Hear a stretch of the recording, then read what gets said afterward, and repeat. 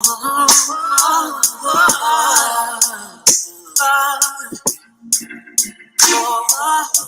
so hard just holding on, ain't even picking up my phone. It's hard enough to be, hard enough to stay, hard enough to be alone. I'm just trying to move along. Sometimes I do and then I don't. Tell me what I'm doing wrong. Tell myself that it ain't healthy. Second guessing it don't help me. I'm so tired of feeling empty. Dry my eyes, it's time to fight. Seems like I'm always against me.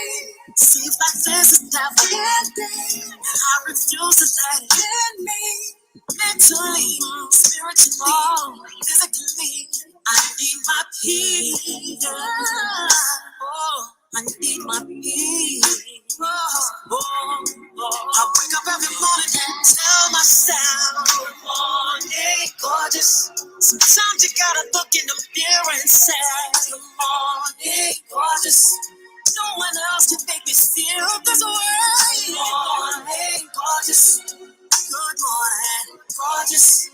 Good morning, gorgeous. All the times that I hated myself, all the times that I wanted to be someone else, all the times that I should have been gentle with me, all the times that I should have been careful with me. Why did I hate myself? Why did I hate so intensely? Lord help me. I wake up every morning and tell myself, good morning, gorgeous. Sometimes I gotta look in the mirror and say, good morning, gorgeous. No one else can make me feel this way. Good morning, gorgeous. Good morning, gorgeous. Good morning, gorgeous. I ain't talking about getting no hair and makeup. I'm talking about soon as I wake up, I say good morning, good morning, good morning, good morning, good morning.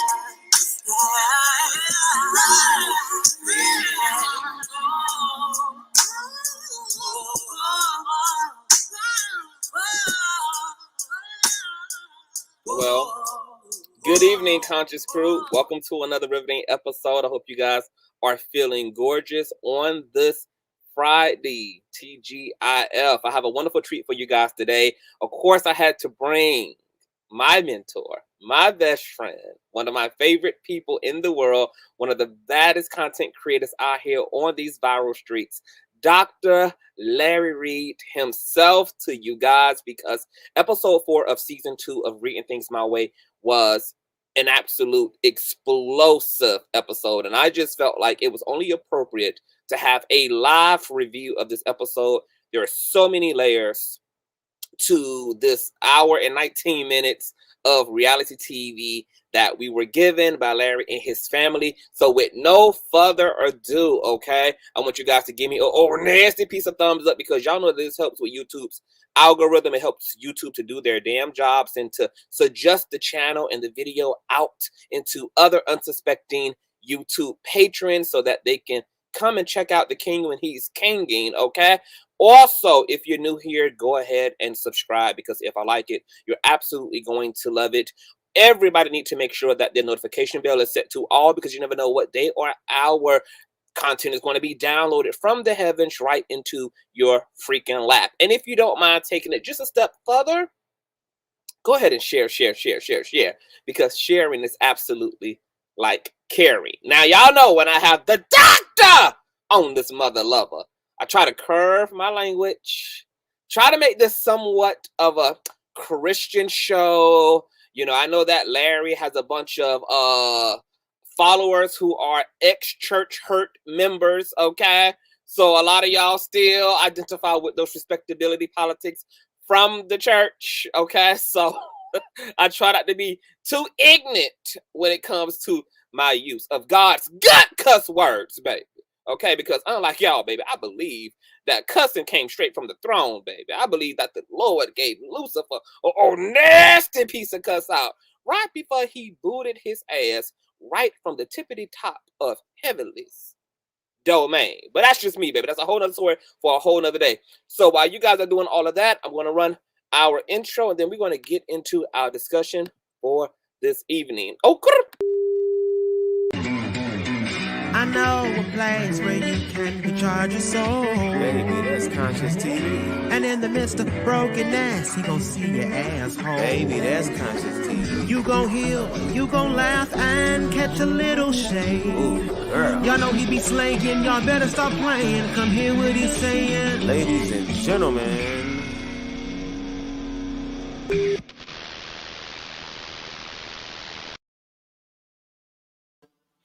welcome back to your second home, our bald-headed secular man of God, Larry D.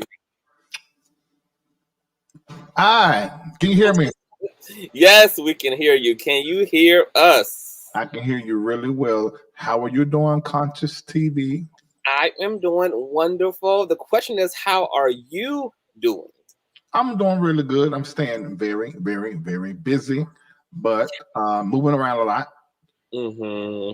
Things are being uprooted and then replanted, changed, and turned around. There's, a little pain with that, but things are going good. Yes. All this happens when Rome is being constructed. Yeah. So, I want to say before we get started, I am very proud of you, and I'm very excited for you to, have you come from delivering my McDonald's from Uber Eats to now watching you, with 50 billion 11 homes and trillions of businesses and reformations and albums and singles and reality TVs. And I mean, you are really turning this. I mean, you are really like our modern day. I mean, this, in a way, it's an insult, but I mean this in the most endearing way. You are like our P. Diddy out here in terms of the drive that P. Diddy had and just how multi-layered he was as a fashion designer, as a musician, producer, record label. I mean, this was a black man who was everywhere. So you're like the gospel version of Sean P. Diddy Combs, except you're like the saved version. You're who Sean should have been at heart and in character. I'm saved. So I want to just shout you out and just give you big ups on everything that you have going on. I am. Are you doing the Reformation this year? Yes, July the 15th, 16th, and the 17th.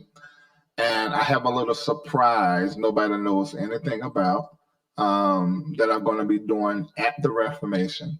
And it would be really good, because when we're running our commercials and things a certain time of the whole event, we interview people right there on the spot. We have a few hosts that interview people on the spot, and it would be really good to have you there as one of the hosts. That would be really good. I'm there. Period. Y'all see how we stay booked and busy over here in the church sector? Honey, booked and busy. I'm definitely there, and thank you for the opportunity. That's going to be so lovely. Yeah, it will be good because one of the things that I feel like my calling is to do is to bring all different types and kinds of expressions of humanity together who all have God, Jesus, the Spirit, the Holy Ghost, the prophetic, the gift, spirituality, and all that stuff in common. And we have everything: straight, gay, trans, what is all the letters and the plus and the allies. We all come together because we all love Jesus. We come together and we have church on that Sunday morning, but the whole weekend is just fun. And learning, and there are going to be some hot interviews that's going to be happening by some of your most favorite people, such as Tamar Braxton, Leandra Johnson, Yolanda Adams. You're going to need to be there. Yes. I'm going to be handing out my business cards. I'm going to be, just working the room, honey. I'm going to understand the assignment for sure. That's going to be amazing. Now, These days, you're not so much as in your YouTube. You're over on Patreon. So, can you also shout out your Patreon for those who needing to get their Larry Reid dose all the time? Because that's where you are these days. Okay, they said I sound slightly like a robot. Yeah, that's what I was. It doesn't sound bad. It just sounds a little. Okay, call Vincent. Call. He just came in here and done some stuff. So Vincent is performing bitchcraft and sabotaging the interview. Okay. We need Vincent to leave the house.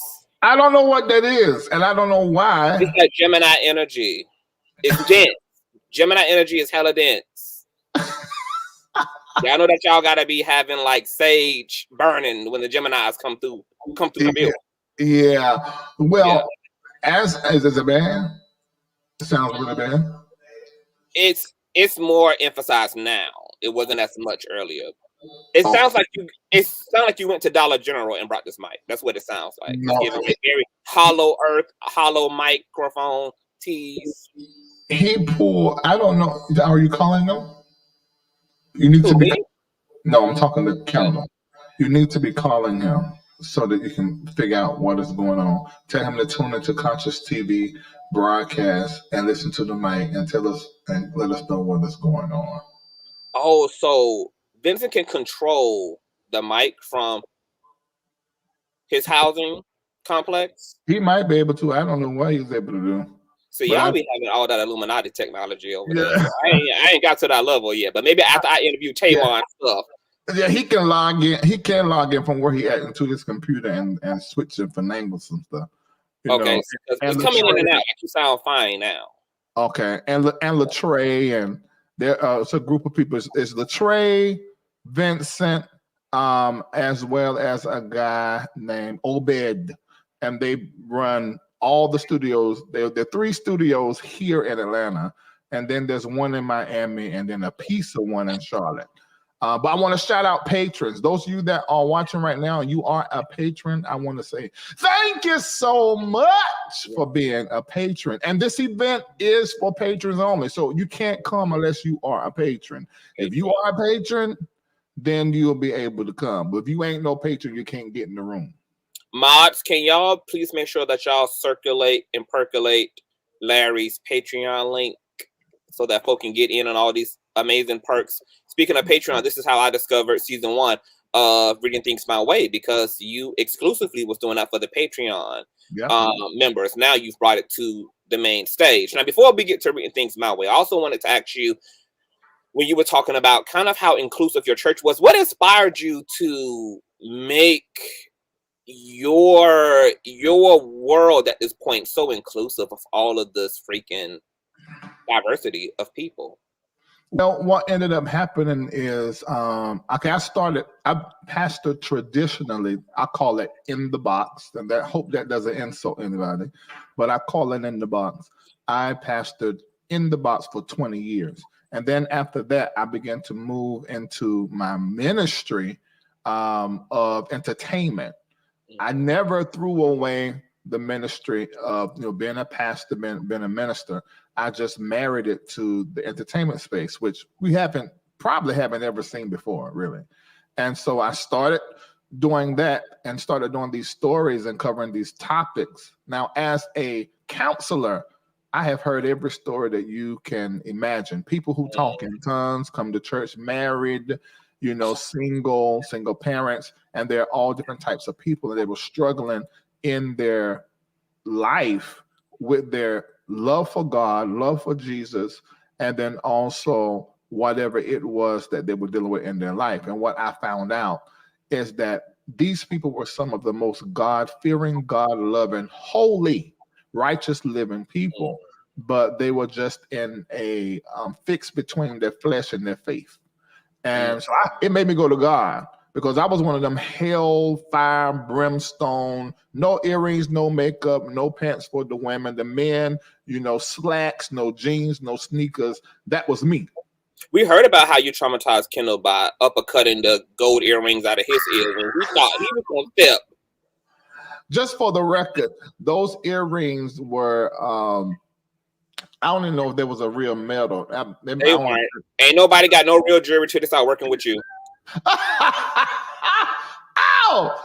Yeah, but that was the name of the game, and that's the way that I did it. And it was because it's what my God began to deal with me right where I was, and that was what was modeled in front of him. My mama, no earrings, no makeup, head covering, and her sisters. Although they okay, so were y'all Christians or Muslims? No, it was Christians conscious. We were just like old school holiness. So when I started pastoring, in 1997, it was really, that was what I knew. And then I was doing my first pastoring in an apostolic church. That no women preachers, no women don't stand up and talk. Women sitting in the back of the church, the men sit in the front. It was like strict. So when I first started my church, that's what I started it like. But then as I began to work with people, I was still educating myself, reading books and praying. And one day I was on my face praying, and God said, what I have used all the way up to now is not what I will be using as I'm moving forward. He said, you must change the way that you present me. And then I got a flash in my head, the women in head coverings and all that kind of stuff. And then I got another flash. They had on earrings, makeup, no head coverings, pants, and it was just all this. And so I got up off my face, startled, and I went in the church like the next Sunday and told them, from now on, we will not be wearing no head coverings. Y'all can go get relaxers. Your hair ain't got to be right here. I sure did. You can wear different colors, and you can wear short dresses, short pants, and you can look in the kind of way that you want to look and still love the Lord. They would look like, what? Yeah. Okay, so I was just going to ask you, what was their reaction? Did anybody oppose you? Yeah, they were like, well, are you sure? There was some that still did it. But by the time Lisa came back, because she was overseas when the Lord gave me the revelation, and she's like, oh my God, y'all going to hell. Because Lisa, let me tell you how, she would wear her skirt playing kickball. Them long jean skirts, cover her head, this stuff. Lisa said she was saved from the neck all the way down to the ankles. Mind, body, and soul saved and covered. Yeah, that's how it was. That is how. Lisa was just as traditional as you was at the time. We were raised like that. Yeah. So how did Lisa respond to a more progressive attitude about the church? Was she kind of there? It took a while. She was not with it. It took a while. She wasn't with it. Wow. She was raised by like 7 or 8 church mothers, so she wasn't with it. So was her revelation to align herself with you about the direction of the church revelational for her too, or was it more of just out of being obedient to her husband? I think, in my opinion, it was I trust this man. All his prophets has been right. He ain't never lied. I'm just gonna do what they say and figure it out later on. Women, let y'all husbands have y'all go to hell on their behalf. Conscious was the way that everybody that I pastored or that I mentored did. They just followed me blindly because the proof was in the pudding. What was happening and what was transpiring there at the church and on the road in the ministry. So everybody just followed whatever I said until it got to a place when I went into entertainment about, well, this here, we're not following you with. Wow. That's a lot. When you come here, you always say a bunch of stuff that I know we ain't really got time to get into because I'm just so curious about your politics these days. But short question. Okay. Based upon where Larry Reid is today, the pastor, versus Larry Reid 20, 30 years ago, how far would you say your evolution has come at this point? Like, is there a big gap between what you understand academically, intellectually, metaphysically, or would you say not so much? Okay, that's a layered question. From the outside looking in, it looks like, whoa, huge difference. But I've been me and with me my entire life. I always knew that what I was taught and what they were saying about God was not the truth. It's in my third book that I wrote. It's in the introduction that was for the Mark Sharona. It's called Let the Church Say Change. Yes. I always knew that it wasn't the way that they were saying. There was way more. And so from the outside looking in, it's like a huge difference. But from those that are like Shamako's the closest thing to me, spiritually, psychologically, my soul, and any of that. And I'll be interested to see what he will say actually. Is it a big difference? In my opinion, from the inside, out is my view, inside out, no. From the outside in, everybody else's view, they're gonna say a huge difference. Well, I know he almost lost his damn mind when you got your ears pierced. Oh yeah, he did, and same thing when I put my earrings back in about a few months ago. No, like Shamaka almost went into septic shock about them earrings. Yeah. Very true. That is very true. And he still don't like it today. He just asked me about it about 4 days ago. Why do you think he's so bothered? This man, and he all scribbled up on his body. Why do you think he all up in your earlobes like this? I don't know. You have to ask, but he's still. Shamaka, hit the link. We got questions we didn't answer. Yeah, he really has a problem with that. A real problem. Wow. Well, speaking of things that come in and out, have you finally gone down to Mexico and got them new teeth put in? No, I did not go to Mexico, and I'm not shading anybody that has went to Colombia, overseas, or anywhere to get it done. But I did not want my mouth to look like everybody else's. Like I had horse teeth sitting in my face. So I went through the proper ortho, meaning my bite needed to be fixed. So I had to wear aligners for a year and a month. And then after my bite got fixed, then I did do my porcelain veneers. So those of you that have not been looking me in the mouth probably don't see the difference. But those of you that have been looking at me in the mouth, you're like, oh, you got something done. Yes, I did. I still have my teeth. These are just little coverings over on top of my teeth, porcelain veneers. Oh, wait, so you got the veneers done? Yeah, see? But I was trying to keep you from getting the things done because there was nothing wrong with your original teeth. But see, you ain't even noticed. Right, so why you went and got it done? Because I can notice. The Lord gave you them teeth to keep you humble. Now you definitely think you God. Yeah. It's a little sex.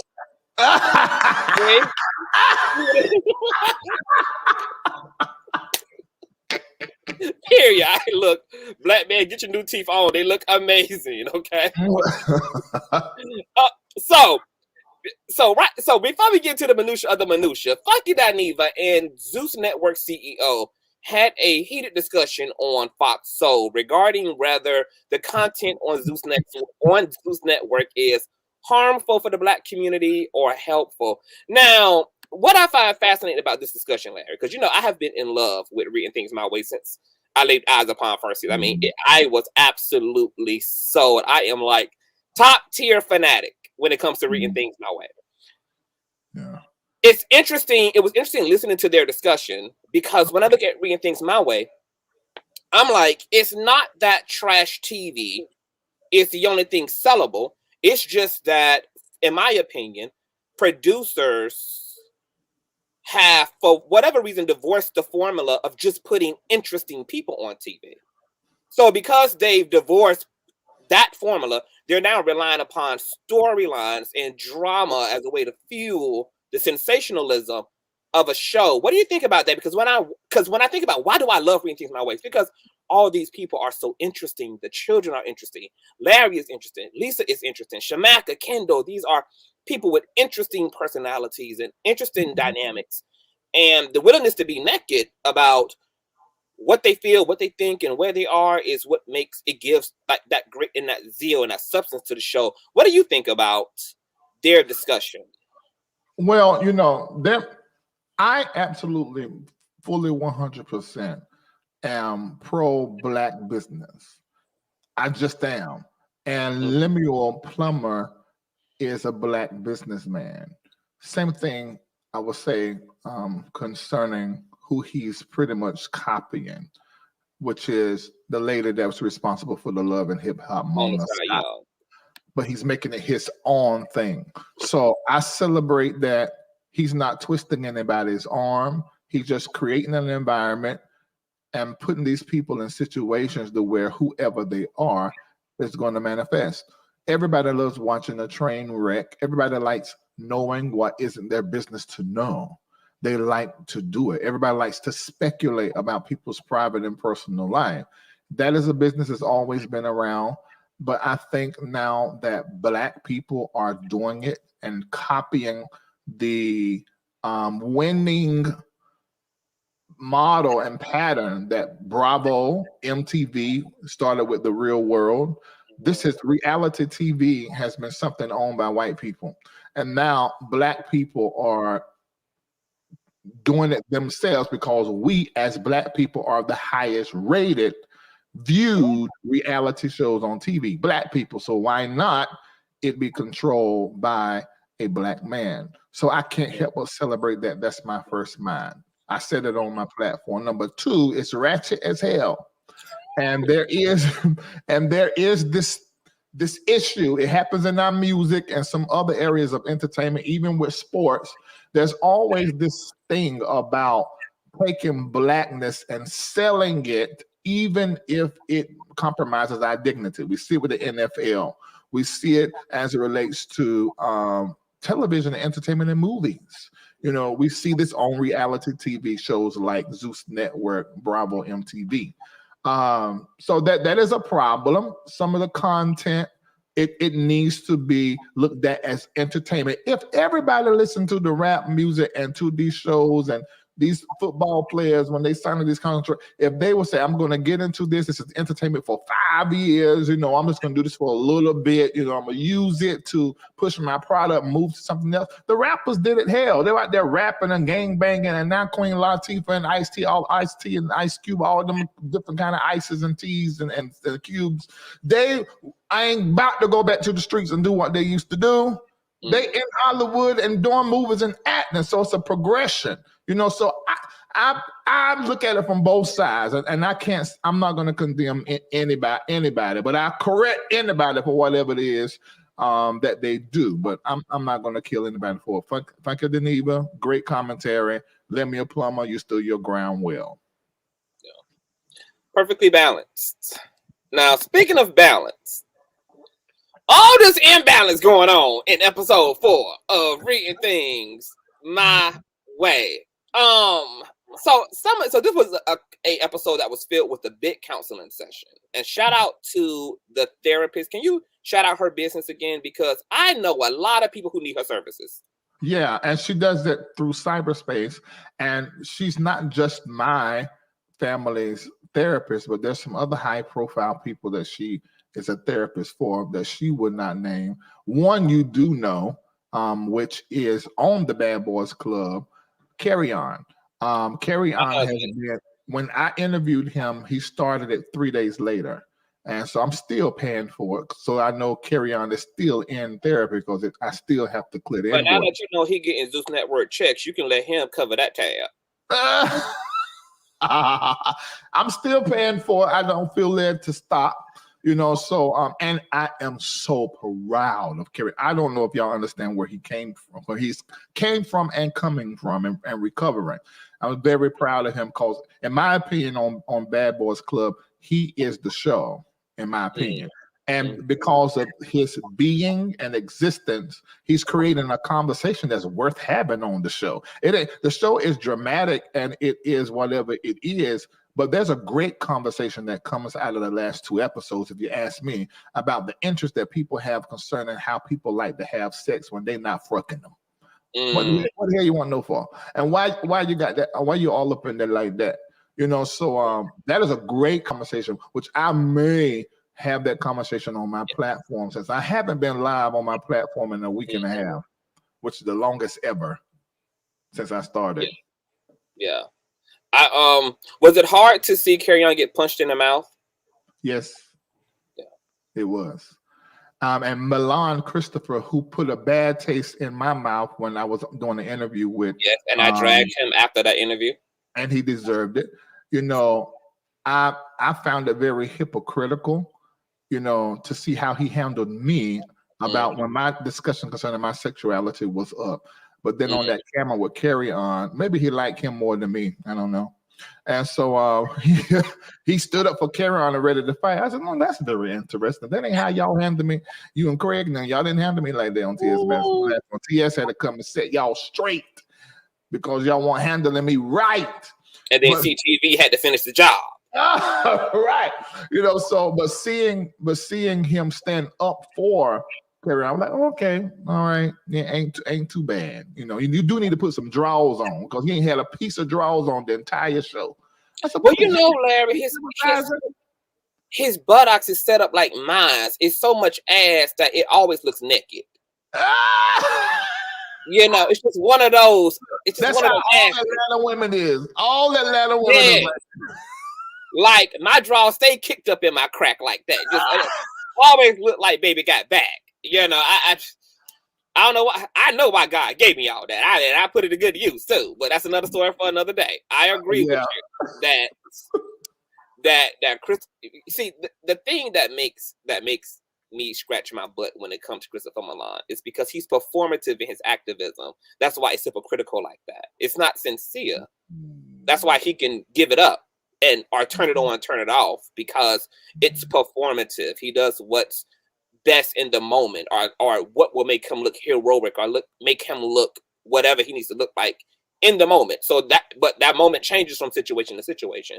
When this stuff is really in you, you're pretty straight laced, no matter what the circumstances are. So I think you should definitely, because you're the one who encouraged me to review this season of Bad Boys Lost, and I'm glad that you did, because even though there's hardly any redemptive quality from the show in and of itself, there are so many things that happen on the show that make for great discussion as a commentator, that make for great, you know, community discussion. So I'm really thankful that you allowed God to use you and to instruct me to do, you know, to do just that. Now, I said, yeah, you always kill it.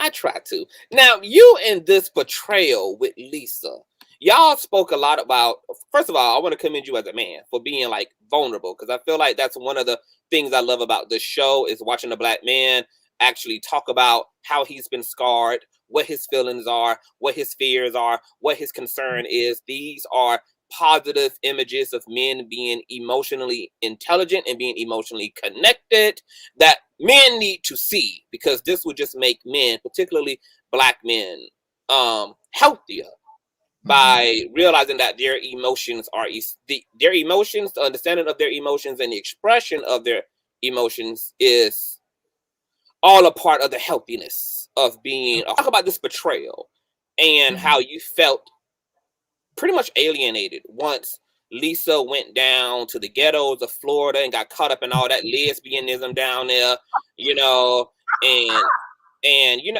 know, to Lisa's point, Larry, you know, going from Roger sausage to tuna is a huge transition.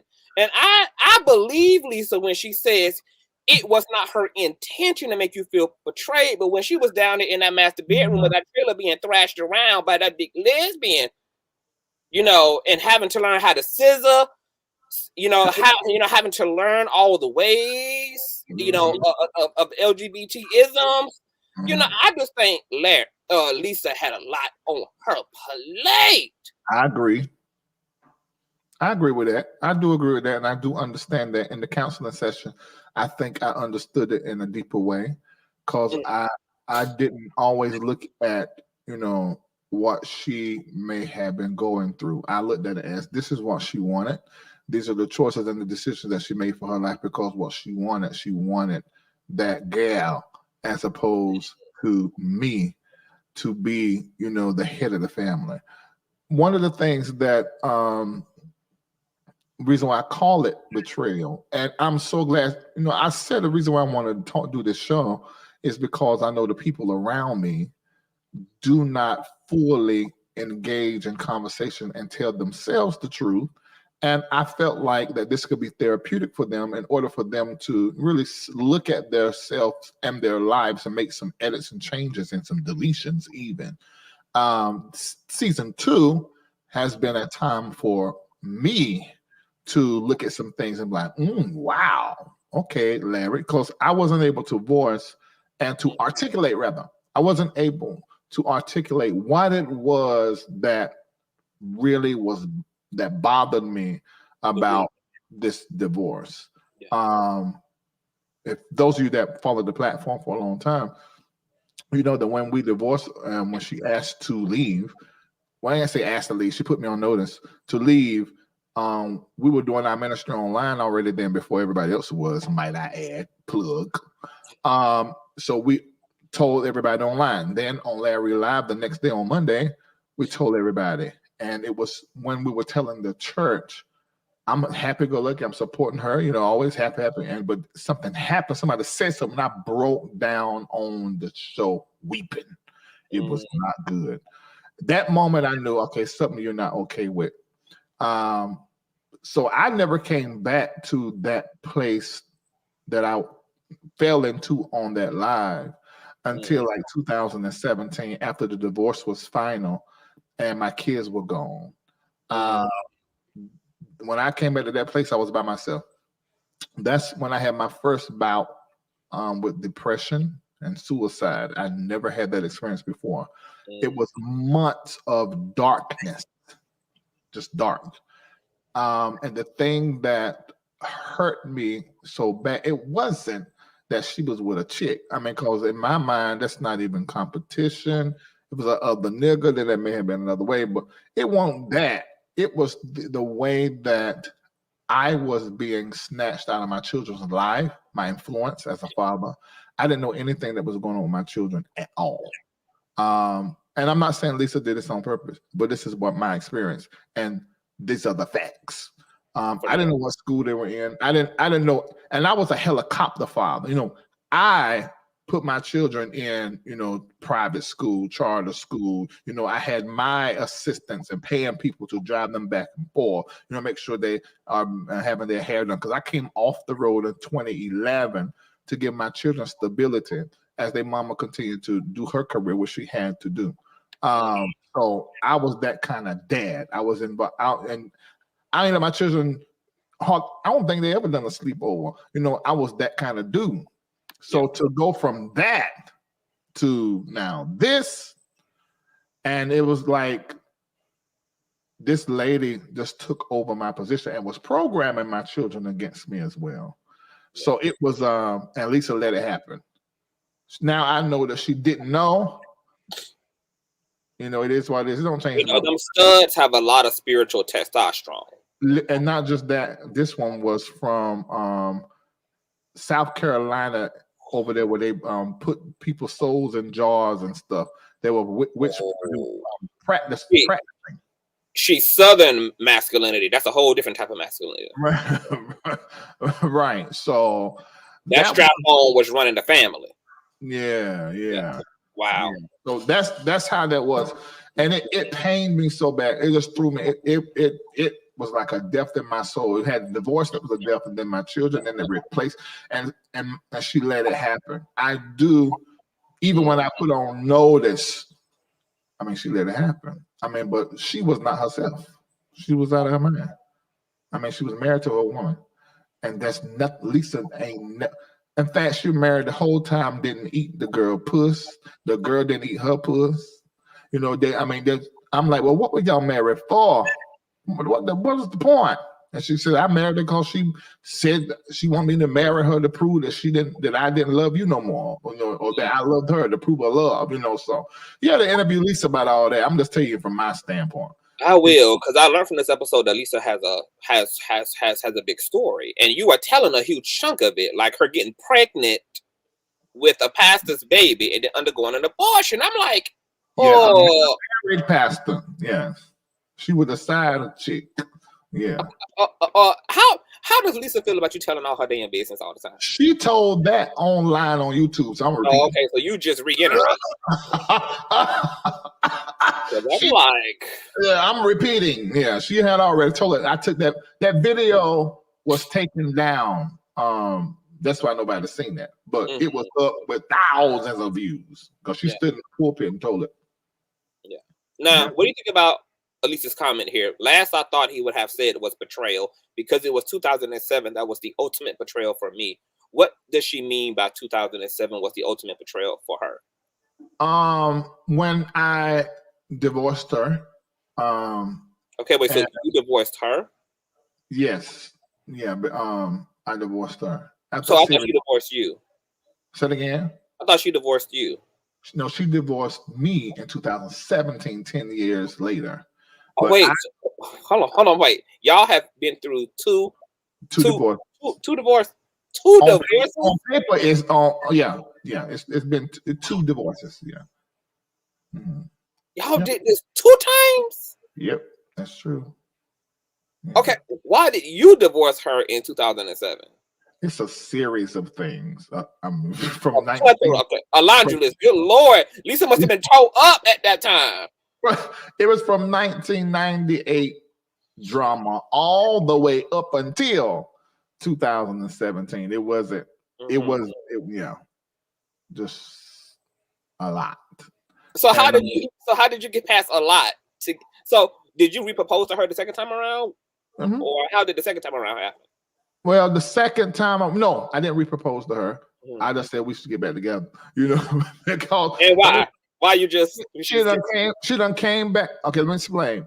So when we divorced in 2007, she stayed in the ministry, but it was still like she was the first lady, and I was trying to move on with my life with other ladies. So I'm like, can you just leave? Bye. It was cold. That's probably what the betrayal is to her. It was. Yeah, I wasn't as warm as I am now and kind. I was more cold, and maybe cold is not a good word, but cold is a great way to explain Aquarius energy. Oh, okay.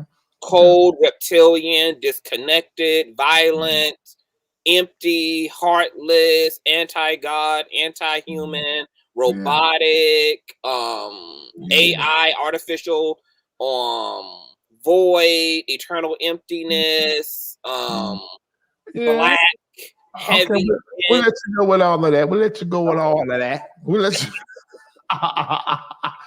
Yeah. So I don't know what she's talking about. No, I didn't. I don't know what I said. She's talking about she. Can you elaborate a little, Elisa? But no, you didn't. So you just decided that y'all should get back together. I think it was we. I can't do it on my own, But yeah, we decided. But it was still about ministry. It wasn't even about the kids.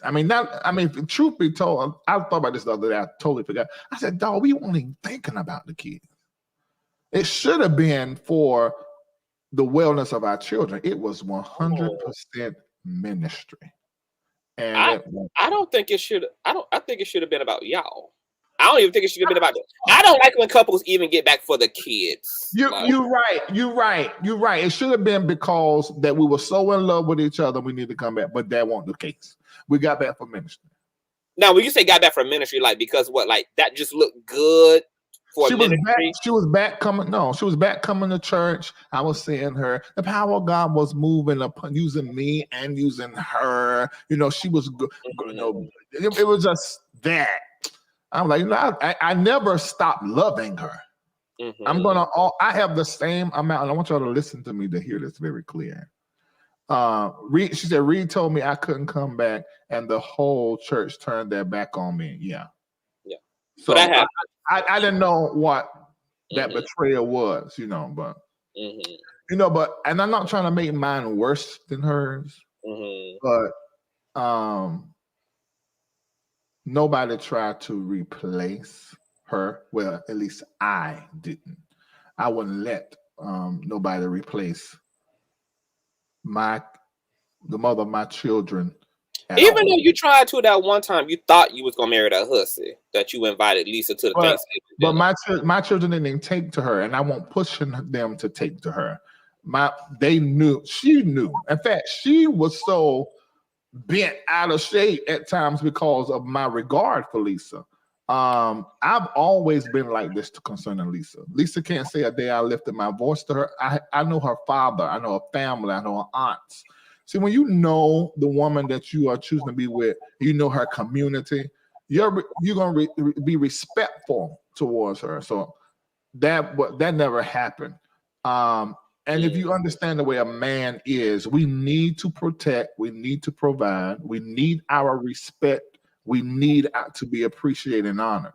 So when that happened, it was I don't know how to explain it, you know. But yeah. So that betrayal was Lisa was betrayed by her community. Yeah. She went through 2 betrayals.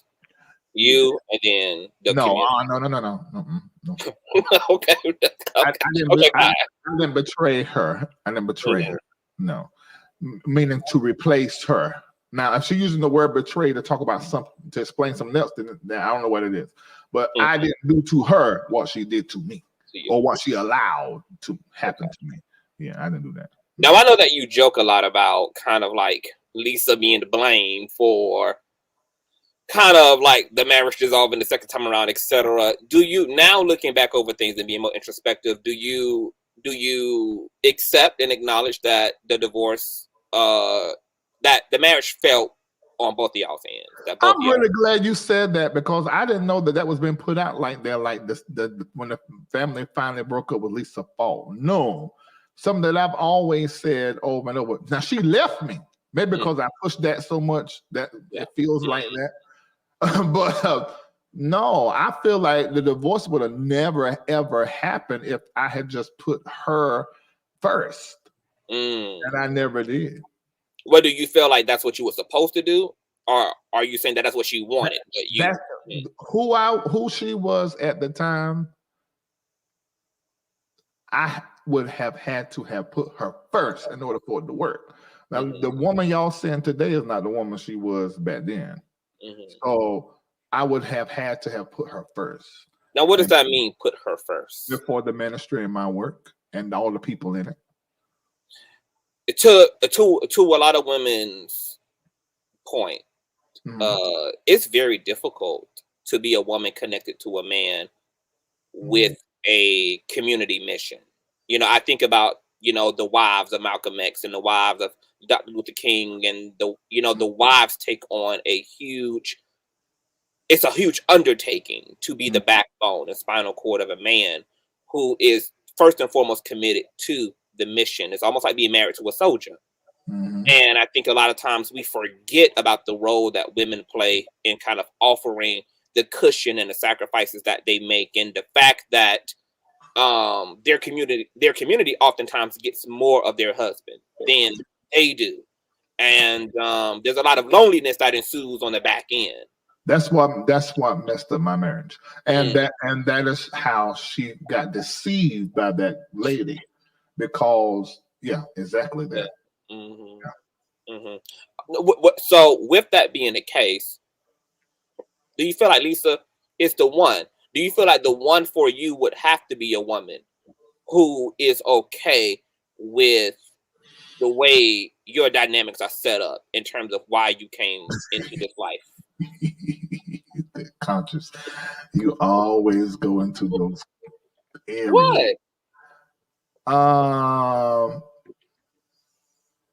I just thought about this when I was in Miami. This is so interesting. It would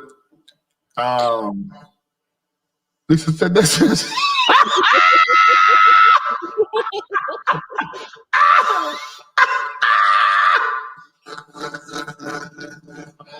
oh my God. Well, neither one of us was that emotionally intelligent, clearly. Yeah, that's fair. Yeah, that's how she got Lisa. What we do, we're way smarter now. But I don't even want to answer that question. It needs to be answered. It's such a good answer. It's such a juicy answer. It's such a real answer, because when people come on my show, I say, if I ask you a question you want to answer this, they go on to the next question. I'm gonna tell you why I don't want to answer the question. I don't want to answer the question to give anybody any false hopes of a future of me and Lisa being married in the way that we were before. No. So I'm gonna go ahead and answer then. No, I really don't think there is another woman for me. I don't think so. Okay. Second question. Do you think that? So hypothetically, then, what would happen in the third marriage? Would you be putting her first, or would you be expecting Lisa to? Wait. This is why I didn't want to answer that question, because now you talking about. Okay, hold on. So let me be clear. Even though you are saying that you don't think there is another woman for you, that doesn't also necessarily imply that you and Lisa are getting back together. But that's also why I set it up as a hypothetical. It's a hypothetical. It's a people going to speculate and want y'all to get back together. You would never be able to take that away from people. People are going to just want that, So, but in a hypothetical situation, like what would even Lisa need to know about a third marriage? Would she still be coming second? Or would she finally be put first in the third version? She would be, yes. She would be coming second. She would be. It's a sacrifice I made. I got in an argument with Nathan, while I was in Miami. I shared it in Patreon. You should be a patron. I shared it in Patreon. And in the conversation in the SUV, after everything calmed down, I said, y'all, and they didn't know I was about to bust out crying. I said, y'all don't understand the life that I would never have because of my yes to my assignment. And I just got quiet and didn't say anything. I said, you'll never understand. So I'm very clear on who I am and what I must represent and who I must be. And in order to do that, my assignment is going to be forever first. Simple as that. Okay, so to be fair, because some women might look at that and hear selfishness, but oftentimes they don't understand that you are sacrificing aspects of your life as well to be on the and I have sacrificed and am sacrificing even the life I want as a single man to do this work. Because I'm always pressuring you to go to the strip clubs, go to the boom boom room, use your penis while you got it. The Lord will forgive you later. If you don't use it, you'll lose it. So I'm always encouraging sin. So, walking away from a life of sin is a lot. But I don't think any of those things are sin. Me either. They can be sin. They can become sin. But no, I don't. It's just I just can't. I mean, because I should be able to go to a strip club. I should be able to, have a few Farouk buddies. Yeah, I should be able to do that. I fully believe that when it comes to men like you, okay, men who give a lot, men who are spearheading, the community, spearheading, being a beacon. I believe you should have 4 wives, 300 concubines. I feel like you should, women giving you oral sex should be penciled into the weekly schedule. I feel like there should be a rotation of pleasure afforded to you. I believe that that we have to encourage our strong Black men to continue to be strong, but they got to be allowed a certain level of pleasure in order to, that's the reaping of the giving. You should be taken care of on the back end. This is what I believe, and this is the Africa in me, that if a man is an upstanding, proper man, ethically, and also, just as a person in his humanity, and he has the financial wherewithal, that he should be able to have as many sexual partners exclusively in those relationships, meaning they are for him. I believe that as long as he can financially take care of all of them. That's what I believe. Now, this is the Africa in me, where I'm not talking about what the Bible says. I'm not talking about our Christian faith over here in the West. I'm talking about Africa. Larry, I feel like if you can be strong enough to lead the community can be strong enough to suck your dick all the time. You should be fucked every day. That's why people like me, Bishop Jordan, he got one wife, the man of one wife. You know what I'm saying? I mean, people who are contributing their entire life to nothing but the work and making the lives of other people better. They should never be walking around here with their balls full of cum. They should be emptied on the regular. The cup should overflow with and eventually empty. Yes, absolutely. Absolutely. Don't cancel us in the comment section, baby. We just telling y'all the hard spiritual truth, baby. Okay? Let's tell you what I think. You sat down back type tees, honey, okay? We need each other in this thing. Period. Now. Oh, my God. So. Oh, I like that comment. You see that Reid 8405 said Larry is a lot like my husband. His career is first. He have come to a happy medium. We have come to a happy medium. But see, if you believe the Bible is true and right, well, then look at the law of first mentions. Before God gave Adam a woman, he gave him his work. Assignment. Mm-hmm. Yeah. Yeah, exactly. Mm-hmm. And then we see how God giving him a woman turned out. Yeah, I mean, because it can the wrong woman can mess that thing up. Now, Bishop Bernard Jordan, your mentor, and our black prophet for the country, is hell bent on you and Lisa. Yes. Getting back together again. I think with that being the case, I kind of forgot where my question was going, Larry. Oh, okay. We said my mentor always been hell bent on us getting back together. I know. I was setting that up for something.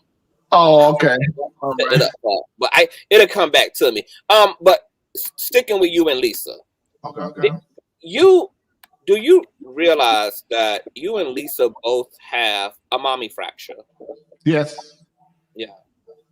Yes. And it's interesting how y'all are kind of like mirroring that back to each other and working through that. Yes.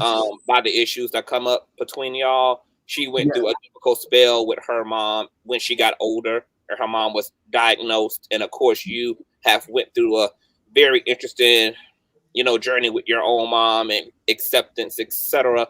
Do you think that Lisa's betrayal triggered up your mommy issues because the first woman in your life kind of abandoned you in a series of ways, and now this was being reiterated in another powerful relationship to another woman, your wife, for God's sakes? Yeah. That must have ran deep. Yeah. Yes, I can go even deeper than that.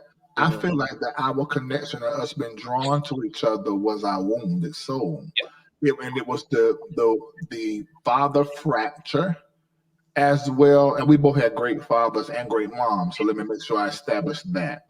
But father fractures and also daddy devils and also mama mar and the mama drama.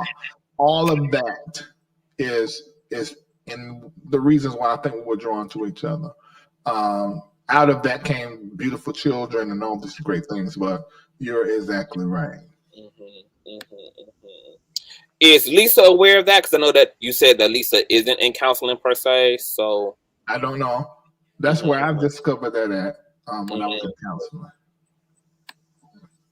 Wow. Speaking of your mom, where are y'all's relationship? Because we saw you and your parents have a really huge emotional moment during your birthday celebration. What has life been like after that moment? Because I know it meant a lot to you. Night and day. Wow. It's amazing. It completed me in a way that I didn't know I needed. It was life-changing.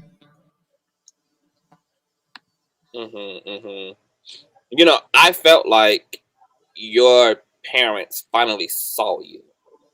Like, Yes. they saw you. They understood who, like, your dad understood who was in his nutsack this whole time, and your mom understood who she birthed Yeah. and nurtured for 9 months. And it was a moment of actuality.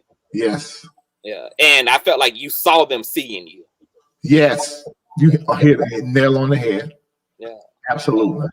That was a powerful moment for a lot of people. And in that moment, our hearts spoke to each other in a way that our mouths did not have the wisdom and the wherewithal to do so.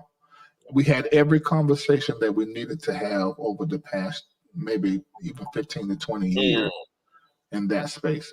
Absolutely. Wow. Amazing. So old dogs can learn new tricks, including parents. Parents aren't far gone. Yeah. They can still come to revelation, and they can still improve upon their ways. Did you finally feel loved? Like, I know that was a big thing. Like, that was the first time. Yeah, that was that.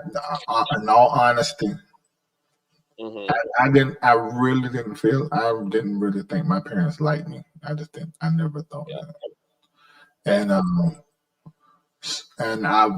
But it made me strong. It made me the way that I was, and the way that what makes me so great.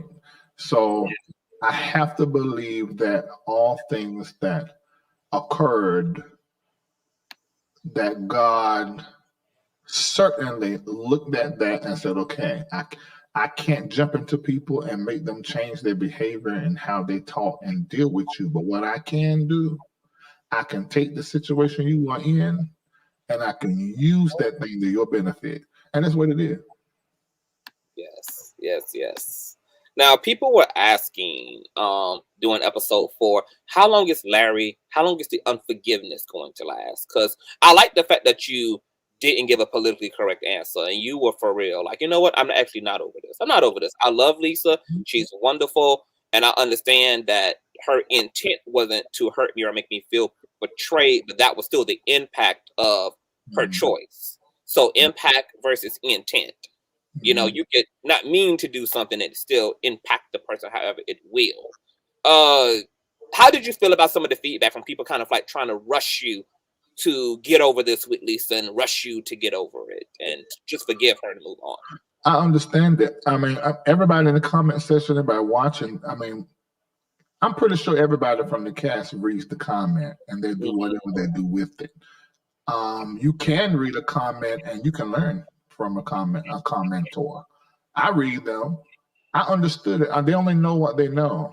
And I understand what the therapist was saying, that see if you've forgiven her. I said, I think I have, because when I don't forgive you, I don't want nothing to do with you at all. At least I think I would not want anything to do, because I don't think I have any unforgiveness in my heart towards not even those that have done me wrong. You know, but I would like to think that if I didn't forgive you, I don't want nothing to do with you at all. You know, so that's what I think. So I don't think I haven't forgiven her. I just haven't gotten over the betrayal, because as I said in the show, that whole replacing me thing and not consulting me concerning my children and not respecting me as a Black man who has chosen to do right by my children and do right by the mother of my children, even if I'm not married to her, and provide for them an opportunity to live in a mansion and not have to worry about any bills and make sure they're okay, and do so after they threw me away. You know, so that I've chosen to do. And even up until now, it hasn't happened now in about a month and a half that I know of. If I can find out next week that it did happen. Nothing goes on concerning my children, and it's not a conversation that me and Lisa are having with them or on our own. Lisa has not done that to me now in almost 2 months.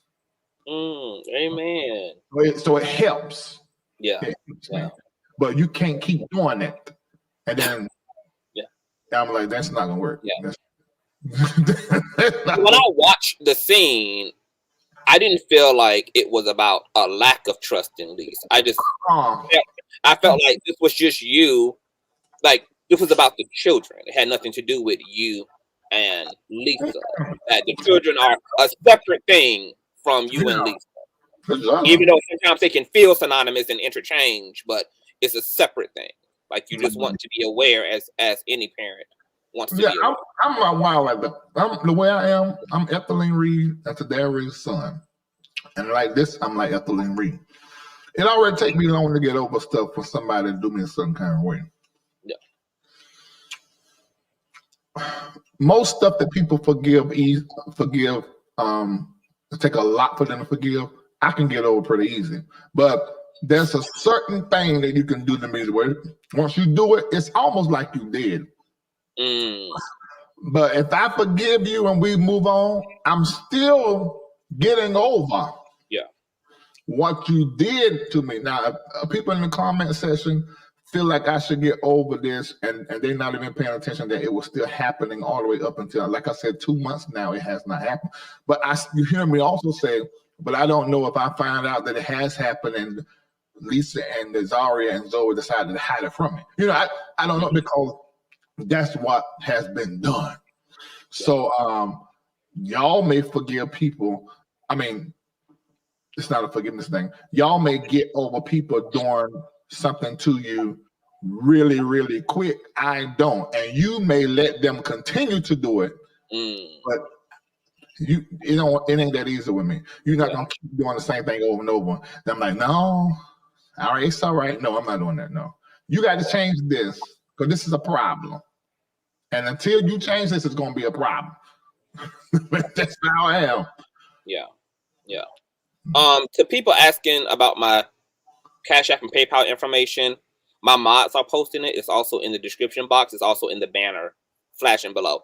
I think what you should have told people, Larry, was to mind a mother-loving business. I wanted to do a reading room and just go off the chart concerning the episode of what I was saying. Some of them same people haven't even forgiven the damn church and got the nerve to be telling you to forgive Lisa. Yeah, but I forgave her, but I get what you're saying. They want me to get over it. I can't do that. And I am a man's ego and manhood. And Larry Reid. Let's just talk about me. I ain't gonna make it all men. I am a provider, and I like to provide. And I like to protect. Even my cousins, who I don't halfway talk to all the time, when they were interviewed, said, no, he's always been a protector. I've been like this my whole life. So if you're going to keep me from protecting and providing, you have killed me. I understand. I also felt like the better, not even question, but statement to that situation should have been, has Larry began the journey of forgiveness? Because I think a lot of people forget that forgiveness is a path. It's a journey. It's not something that happens flippantly, like I just forgive. And I think as long as you are on the journey of working that out within yourself, and you and Lisa are also actively working toward the issues that kind of reinforce that wound and reinforce that distrust, that will resolve itself organically. There is no particular expiration date for when you forgive. It's just something you actively work toward, and you just know it when you know that the work is complete, because it's a soul work. You're right, it is. So, and I also want to say, in Lisa's defense, I understood what Lisa was saying to you too when she said that, I don't want to send everything to you, because as a woman who has front row seats to your life, she understands how much you have on your plate. So her keeping certain things from you and trying to discern maybe what's important and what's not is an act of love on her end. An act of love to not burden you unnecessarily, not to burden you with trivial things, and to just trust her to tell you what she know. Would make a difference. Well, see, Lisa's with the military, so Lisa's a great leader. So that's why she needed to be here. These are children, they're little women. So, and I understand people may be thinking that I want to know every little thing. I do not. But I am the father. So especially when the whole issue was around these drugs and their life choices and going taking her to meet some boy in the mall, not to that kind of stuff is a problem because it's life or death. Yeah. This is Atlanta. You get so many videos of people, women, girls been grabbed in Lenox Mall and put into vans. So you can't. These men then tried to throw my pussy into the back of a van and ship me over to China and put me on a corner somewhere. You can't even be pretty no more in this current system, honey. Right. They so try to submit me to human sex trafficking plenty of times. Yeah. So I just, that this is concerning drugs and relationship and going to meet people. No. I'm the father, and I will show my whole black ass. And I did well the last few times that happened, but I don't know how. I can't take that again. I don't know how I'm gonna respond the next time. In fact, y'all, we didn't even tell the whole story. The other time that happened, I was so mad. I had to call Shamaka and Latrice to stand between me and Lisa. Oh my goodness! Because when I lose my cool, I mean, I don't even want to say something that happened between me and Shamako the other day. But just know my knuckles is. I tell you, spill your tea. You let it spill everybody else's. Don't be censoring yours. What happened? I am not the one. Did you get into a domestic violence dispute with Shamaka yesterday? Shamaka somewhere bruised up, needing insurance from the MBN. No, he's not. But I just don't. I'm not the. I don't know why I'm like this, but. You're an Aquarius. I do not put myself in certain. Well, Kendall knows because I pulled the gun on him and pulled the trigger to shoot him, and it lodged. And then when I went out the door, it shot off. God kept me from prison. Larry D. Mother loving Reid. Wait the hell a whole damn minute. I'm not that one. Wait. When and why did you pull a loaded gun on Kendall? I don't have it. And this is why I keep myself out of these situations. I am not. The closer you are to me, the closer to death you are if you fuck me over. So you just can't do me a certain kind of way. There is a level. So what way could Kendall have managed to do you that warranted a bullet to ricochet because of the intervention of the Black Holy Ghost? That's how I birthed my hit, Can't Take God For Me, in the gospel community that year. I wrote it right after that. It wasn't just Kendall. Kendall was a trigger. Because Kendall is a trigger. Kendall was about to be the sacrificial lamb. No, everybody thinks Kendall is this meek, humble. Kendall is a mean, selfish, obsessive, disrespectful person. And so if I say leave me alone, son of a bitch. Yes. So, and he knows that. He knows that. But everybody, why is Kendall speaking in third person? But his demeanor. But he's a sweet guy at the same time, so it's literally, he's almost like a Gemini, like Vincent. In fact, he's more of a Gemini than Vincent is. Because Gemini, like my bishop and my daddy, have this great, wonderful socialite, that's great. And then they used to have this other side.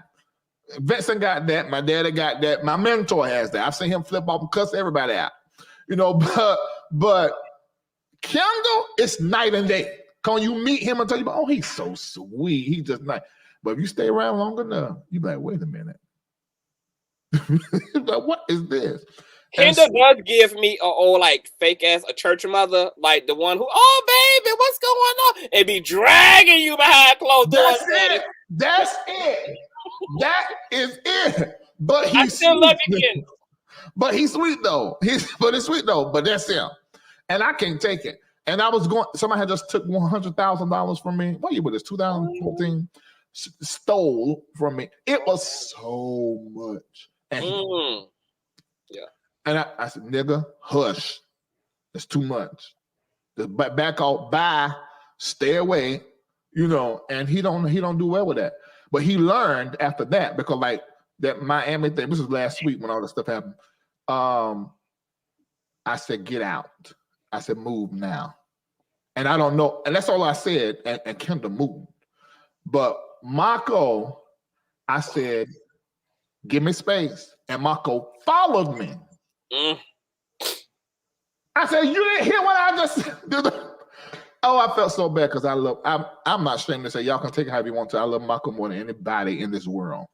And you punched the living hell out of him like I didn't say I did all that. I did to carry on Bad Boys. I didn't say that. But yeah. Mm-hmm. I know for insurance reasons is you can't actually say it. But we know Shamako's sitting somewhere knotted up right now. Oh my! Yeah. Hold on. So wait a minute. But you okay? So but you just gave Kendall that work in episode 1 about being responsible for one's trigger. So you out here busting caps in niggas' asses, punching people, throwing them downstairs. This is the reason why I'm able to say what I say, because I am triggered a lot, but I know how to walk away. Mako followed me. That's number one. And I give warning. I told Mako, do not do this right here, or there's going to be a problem. He did it. So I got so upset, but I walked away. But he followed me. Yickety, yakety, yickety, yakety. Nuh-uh. You can't do that to me. You let me be. I remember one time Lisa did that to me in the hotel one time. And I had to mush her out the door to get her out my space before I punched her. Okay, you might be telling too much. And she kicking the door, knocking the door back, and I just lock it. Go away. Let me be. Y'all better learn to respect people's boundaries out here. Because when they go Columbine and Postal, y'all be the reasons why they're shooting up the damn place. Yeah. But I told y'all to let them leave. Let them be. I'm the nicest person. This is the truth. In my community, it's me that's the nicest. I am the nicest. And so when a nice person, a really authentic, get mad, you just go somewhere.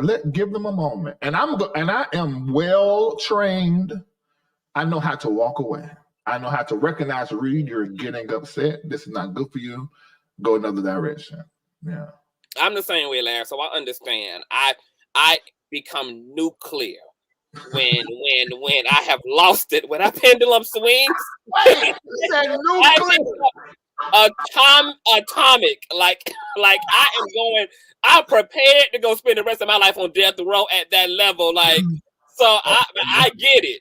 That's why I had when I met Jesus about 15 summers ago and gave him my life. I gave him my life for the sake of everybody else, not for the sake of me. I'm like, well, y'all want me to be saved, believe me. Right, exactly. I'm getting saved for the world's sake, not for CTV's sake. Oh, yeah. I understand. Wow. So how do y'all recover when these type of violations happen? Like, do you expect an apology when you have been violated, or is it like you just come around and everything's okay again? Or no, I'm just like y'all see on my show. I mean, on Reiding Things My Way and on Larry Live, you are getting my personality. I think things through. I am so quick to apologize. Oh my God, I'm so quick to apologize. And yes, I'm tooting my horn. I'm quick to make up for it. I'm quick to. I can explain to y'all. God has done.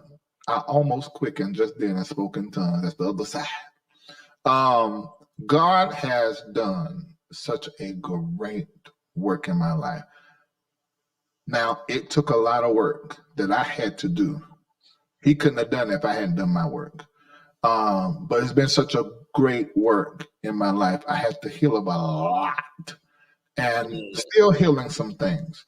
Yeah. So it has made me become a lover of myself and a lover of people, and I love people hard. So when that thing happened and I get tricked, you need to run away from me. Because my love is as deep as my love is, I'm going to whip your ass. In love. Yeah, and and somebody gonna have to pull me out, come I black out. So I just stay away from that world, and I don't discuss it. You don't hear me flaunting it, or because I don't like it. I do not like it, but just I don't want to be in no situation. I'm a lover. I love people. There's a white couple that is in my ministry that is like family to me. Cameron and Erica. I met them over your birthday celebration.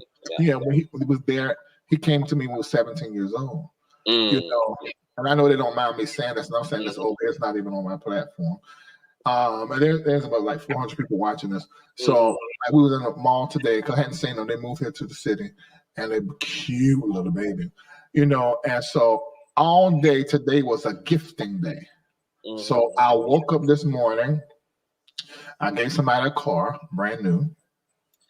Then what do I gotta do to get this blessed? I went to the store, saw them, loved on them, and I said, "Look, we went to the jewelry store. I had to go pick up my earrings, and they were with me." And Cameron pulled out something. Oh my God, I love this! And he was looking at it. I said, "You should get it." And he was like, "I'll come get it. You're gonna get me in trouble. I'll come get it." And he was about to take it off. I said, "Don't take it off. You can have it." You know, Erica went over there on the other side. She was doing the same thing, and she slipped on a Rolex. I said, I said, you can have that too. I would have followed the wave as well. You know what? I like this over here. This looks nice.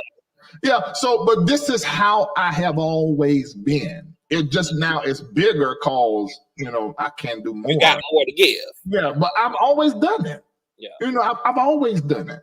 But I want to tell you before we go forward that I'm really grateful for you because you are one of the only friendships in my life that I feel like is like equally like receptive. I feel like I get back what I give and vice versa, and that's something I'm not used to as an empath because most of my relationships are naturally very disproportionate, and so and you also have done really well because me and you have had chapters of our friendship too, and I've noticed you have really paid attention to some of the things that I've spoken to you about, and you've been mindful of those things, and I'm really grateful for that. And I think people don't know like just how much of a gifter and a giver. Yeah, I've always been like that. I mean, I have always, and I think, and I know because of that, I will always come out on top. Nobody can ever do anything to me that is going to be successful. Because as long as I keep my covenants that I made with God, that's just it. He will divinely and supernaturally always protect me as long as I hold to my covenant. So the empath statement you just made is powerful. People that are like that, we normally do not have people in our life who treat us like we treat people. When I met Bishop Jordan, and he took me for my first steak, which I have bought several steaks in my life, but just want one for me.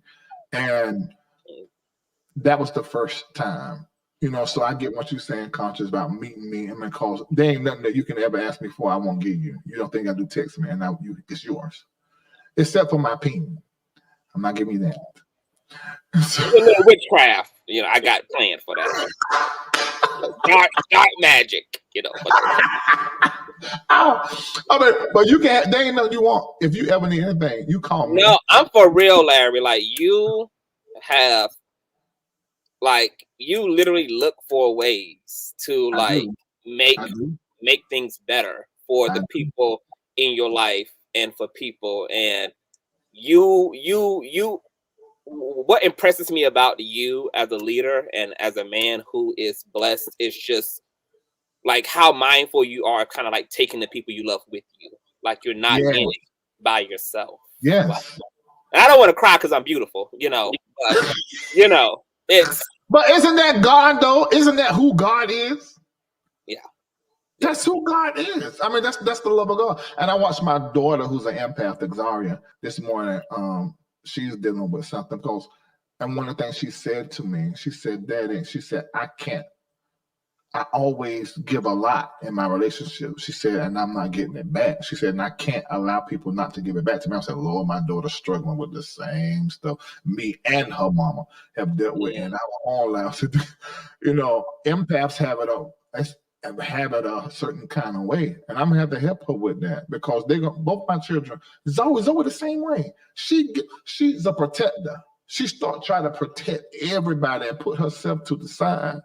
Empaths really need their own space to come to with other empaths to learn how to exist in this world with a gift like that, so they don't psychologically burn themselves out. It really needs a school for empaths. Larry, you talk about this all the time, especially when it comes to the girls. I say community. Empaths need community.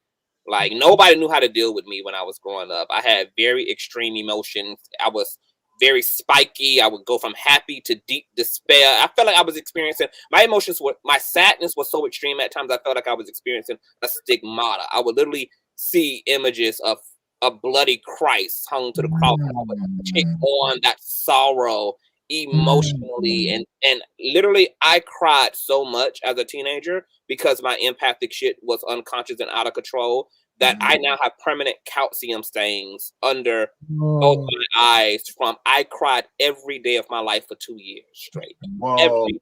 I just had a profound amount of emotion, and it was light and dark, but the darkness was very, very, very overwhelming.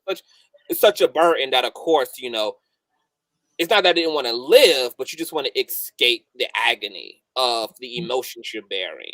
And then, of course, not having a community, not having anybody who understood that, not being comfortable speaking to anybody about it, nobody knowing where to put me. And, you're not crazy. You're just a feeler. You're just a feeler. You feel so freaking much. And so when it comes to Xaria, I understand what she's talking about when she talks about being over.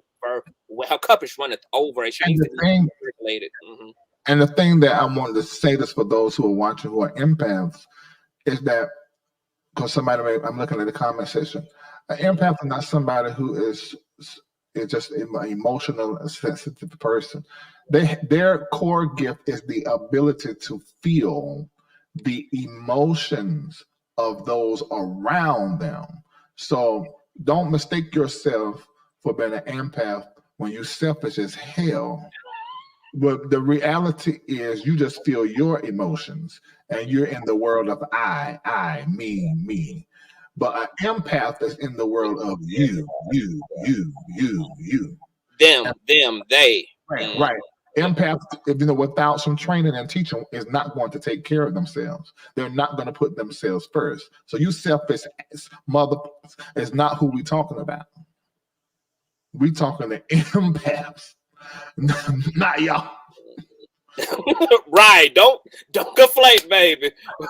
What is a counterfeit? Okay, let's be clear. Some of y'all are fake Gucci bags. Okay. Right.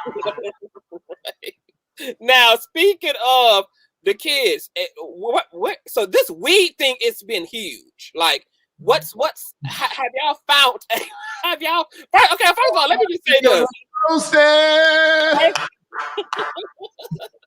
First of all, I do not appreciate y'all talking about marijuana and cannabis is a gateway drug. I feel like what is a gateway drug, Larry, is trauma.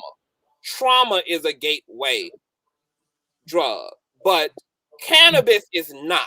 Like, when you have pain and you have an addictive personality type and you have things like maybe chemical imbalances, depressions, when you have underlying things, that opens the door to a life of seeking detachment from that trauma. That may be alcoholism, that may be promiscuity, that may be overeating, that may be undereating. It leads to, God knows what. But cannabis in and of itself is not no doggone gateway drug. Underlying undealt with mess is, though. Okay, I get what you're saying. And what you're pointing to, I will fully 100% agree. Because it is the condition of the person's soul that really makes whatever that thing is, addictive and or a gateway to something more, traumatic. Like pornography. Pornography is a gateway. Yeah. If you are watching pornography and your soul is not whole, the trauma that Conscious talking about, you are on your way to a life of promiscuity. You're gonna slip down into so much sexual. You're gonna be so sexually irrational and so sexually no couth. You're just gonna you need. If you're watching me, you know your soul is not whole. Stay away from trauma. Well, sometimes I get horny. Jack off. Play in your puss or your bus. But you do not need those visuals that are. I said I want to say jack off no more. Bless yourself. Bless yourself if you need to bless yourself. But if your soul is in trauma, I'm telling you, I'm telling you, one of my spiritual sons I've been telling for 20 years, almost 20 years. They just this week realized you was telling me the truth and I disobeyed you. I did not, or didn't listen to you, or I discounted you. And now I know for surety because they have done some of the most hideous things on the face of this earth. So listen to me and hear me as a word from the Lord. If you know you have trauma, which is the gateway to the gateway, as Conscious put it, you need to be careful on how you turn up porn, weed, alcohol, all of that. Because for you, it is a sin. Yeah, I agree. Because I know people who have healthy relationships to all these things. Healthy relationships to porn, they're not abusing it. Healthy relationships to sex, they're not abusing it. Healthy relationship to cannabis, to liquor, they're not abusing it. What I realize is that there's an underlying addictive personality type that's motivated by something hidden. Trauma. It's the trauma. I think this should be that our discussion is this should be clipped and put on IG. That is powerful. It's gonna help somebody because I don't want people to put everything as sin, because the reality is I think everything is in this world serving the purpose that it serves. But then when you begin to engage with it, you that has been through, or is a what or a how, and you get into these things and you begin to replace certain practices, maybe the counseling or therapy you needed, and you begin to medicate yourself. Man, you are literally meditating in something that's supposed to be enjoyed for a moment. You're marinating in something supposed to be enjoyed for a moment, but because of your soul and how you are, this thing is not working. It's actually traumatizing you in another way. Yeah. I like to say that you're not supposed to make pleasure or escapism a prosthetic. Like you're not supposed to integrate it into you. Like, can it be used appropriately for the moment, contextually and circumstantially? Yes. But when you integrate this and make this a part of you, Let me give you an example. I'm sorry, Conscious, I'm looking at your section, but you tell me straight up when you want to. It's your during show. Like this woman said in here, she said, Miss J. Hold on. Can you answer that slowly? Because I need to go urinate. Okay, right. Okay, answer that slowly. I'll be right back. Miss J says, I'm not sure how any human can have a healthy relationship with pornography, but okay. Let me give you a prime example. This is someone I counseled. There was a woman and her husband, and what ended up happening was this particular woman had been traumatized in such a way to where stimulation was an issue. And so I was giving them so much different homework to do to create the stimulation. She was out of touch with her body. She had never orgasmed or any of those things. So my suggestion to them was pornography and toys. I said, let me know How'd that go? This ended up being the very thing that sort of got her to sexually turn back on. Looking at the acts of whores, that's just what it is. Because they're whoring. I mean, there's people that meeting one time and then just having sex. So we break down the word pornography, porn, and the Latin, and look at it all up one side, down the other. You see, it means the paintings or pictures of the acts of whores. So looking at the acts of whores and playing with the toys, it stimulated her sexually. So they use toys and porn to wake her sexual energy back up. And then it was something they put back up, and they fucked each other to death. And as far as I know, they're still fucking today happily. So that is how Miss J. I just wanted to. She said, out of all the comments, how you see mine? The Holy Ghost! You needed correction the most. That's right. I want to say that there's a lot of healthy uses. I know a lot of couples who use it to spice up their life. I know also masturbation and pornography has also kept a lot of single people single and without a large body count. It's helped them to have kind of a alternative or to supplement participate in the hookup culture. So that's people have it's not really about what you do, you guys. A lot of it is about how you do what you do. Anything can be negative if you are imbalanced. That's even good things could turn to how. And this other one, the why. The why. The how and the why.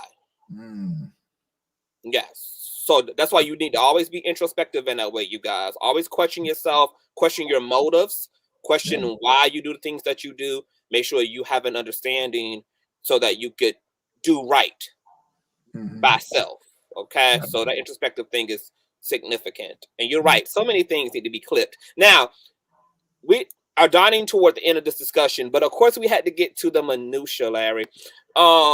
This episode was called The Altercation. Yeah. I want to play the clip.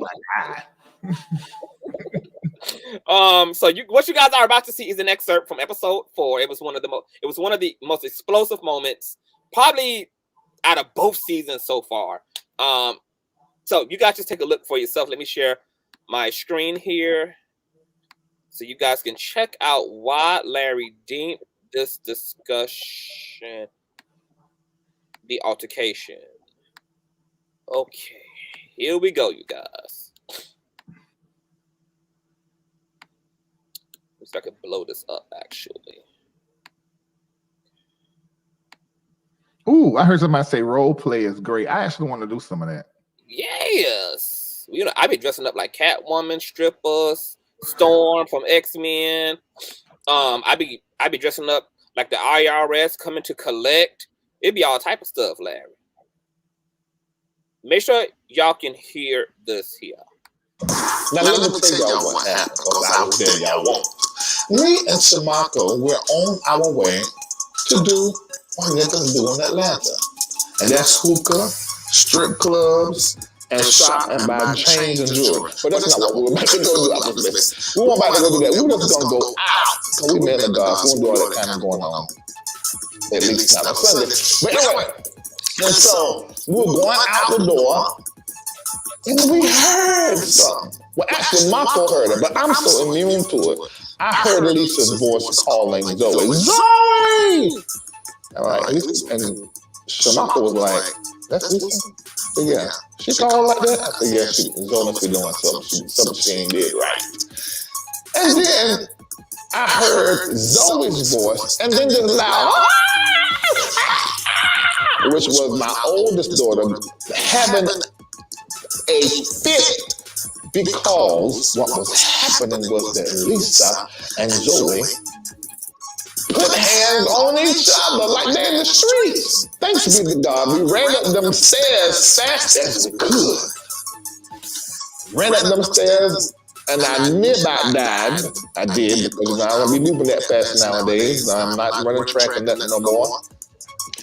Mako made it in there before I did. to break them apart. That's right, you heard it right. Break them apart because they were fighting. When I walked there, Lisa had my daughter's hair in her hand, whipping her upside her head. Now let me show y'all a little piece of it. We can't show all of this because we want nobody to end up in jail, and I don't want nobody flagging my damn video. But here's this.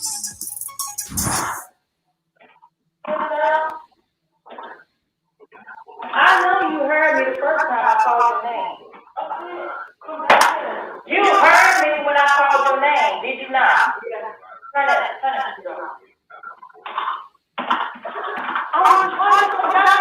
You weren't crying, you was leaning back in that chair. Okay. Sit right here. I didn't do anything. You did. You disrespected me. I told you and you heard me. You didn't come.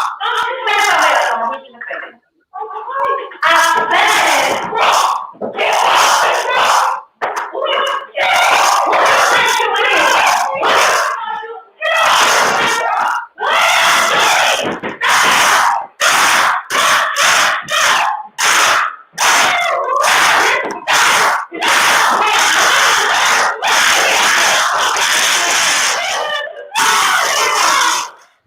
That's crazy. I can't believe Zoe actually swung on her mother. And Miss Lisa fighting her back. That's crazy. Thank God for the cameras because the cameras were able to catch the action that was happening between Lisa and Zoe. For 20 years. So I knew that when I got in there, the anger that I seen in Zoe was not normal. At the same time, I was in shock because I could not believe what I was seeing. I couldn't believe that it wasn't discipline like we know discipline to be. It was like daughter hitting mom, mama is set, taking control. Larry D. Reid. That day, baby. Y'all didn't even really out there and let the devil use them real good. Y'all didn't even see it in its full. Can you send me? Send me the uncensored version. Everybody gonna be able to see the unedited version on the Larry Reid Live app in about a week. Okay. I'll put the entire thing on the app. Oh, so you're gonna do Lisa like that? You just gonna throw her on a cross like that and let her just get chewed up like that? I didn't tell her to do that. She did it, and she did it with the cameras on. So she just have to sit with it. She's gonna enjoy the benefits of being in my life. She got to deal with the repercussions. So she go have it's gonna be on the app, the entire thing. But notice what happened. Now, number one, Zoe heard her mom to the camera. It looked like she had headphones on, but the other one was slipped off. Zoe don't like to be bothered when she messing with that during game. Mm-hmm. So that's why Lisa was triggered, because Zoe does this on the regular, particularly to Lisa, but she'll do it to anybody. And Lisa, it was just the wrong day. Now, I did say to Lisa, why did you have to hit her? You know, that was too. Hold on. I'm so sorry, doctor. Just hold on for 1 minute. Apartments in New York. Ooh, Take me off. I know you about to cuss. No. I'm not gonna cuss because this is one of my day ones. Okay. But Miss Barbara, listen to me and listen to me clearly. This ain't that show. Mm-hmm. So you're gonna have to pipe down on your opinion. You're gonna have to pipe down on your language. You're gonna have to pipe down on your judgment. You're gonna have to figure out another way to execute your thought, because this is my family, and you're gonna have to work that out in a more respectful way. And if you can't do that, I will temporarily block your ass out of this chat. This ain't one of them shows. So please do not get carried away in my comment section, Ms. Barbara. Go ahead. Yeah, so Lisa hit her, but like I said, so Lisa and Shamako's parenting style is very similar. Now, what I noticed, Shamako doesn't hit when it comes to Josh like he used to, but he did. It was horrible. And but I've never been pro-hit when it comes to to my girls. And so when she hit her, you know, if anybody's gonna hit the girls, it's gonna be Lisa, because I think a man hitting a young lady is improper, even if it's the dad. And that triggered Zoe. Zoe, when you hit her, she's like me. She wants to fight you. So she done just like her daddy. She walked away. But then Lisa said, come back here and sit down, because that was yet another, to Lisa as the mom, another disrespectful move to walk away while I'm talking to you. So Zoe's hated, but she obeyed her mom and sat down. And then Lisa threatens her. If you say one more thing, I'm going to hit you in your face. So Zoe's like, okay, now this is too much.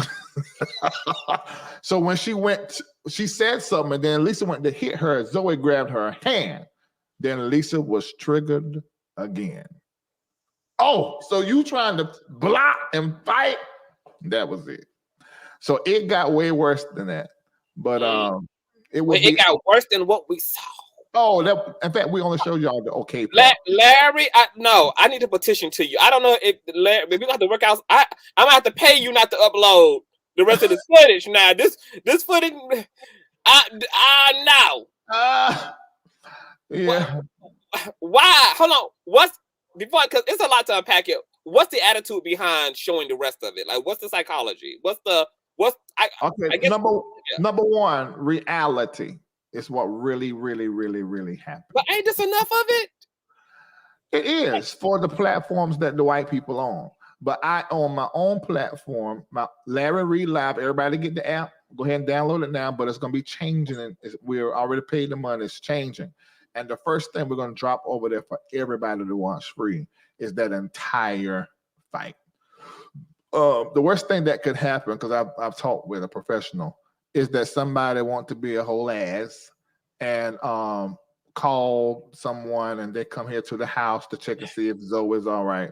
Worst thing scenario, they check Lisa, say, okay, now don't do that no more, because Zoe don't want to go nowhere. This ain't never happened before. And and that be it. Like what happened to Bishop Jordan's wife. Her name got put on the stage. Tell them this was all TV magic. Yeah. No, I won't do that. I'm gonna tell the truth.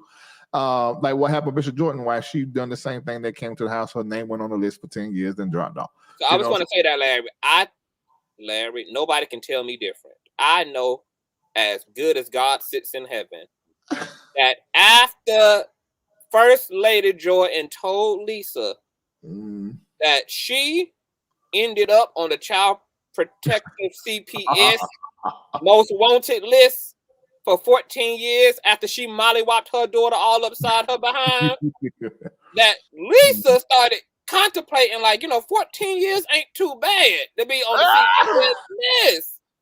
That's a temporary thing on my record, baby. That ain't no felony. I might can deal with that. My mama did it with her daughter, my sisters. Her mama did it with her. This has happened in the Black family. And the reason why is because of slavery. So that it is our instinct to make our child our slave. Do not speak, do not talk, do not think, do what I say. So that is where this is coming from. And it has happened in plenty of people's homes, if the commenters will be honest. So that's why we're going to put it up, because it's reality and what the hell happened. But Larry, this is enough. Why people need why people need to see the whole dog on? Why? Why? Why? We know that Zoe Law. They're gonna see it all. We started a petition to shut down this footage. Because I don't understand how this ain't. I don't see how it's gonna work out for Lisa. Like it's not gonna work out. Larry, don't nobody need to see Lisa monkey stomping Zoe. You don't want to sit, don't download the app. Now, I'm going to download it to be nosy, but we don't need to say it, Larry. See, I got to look at it for research purposes. Oh, my God. So, okay. So in this fight, because Lisa said she glad we didn't see the end. So this must have got worse. See? Yes. So the end wasn't wasn't y'all running into the room or yes, that was the end. But you that didn't see was that the end. part in between there. You didn't see that part in between there.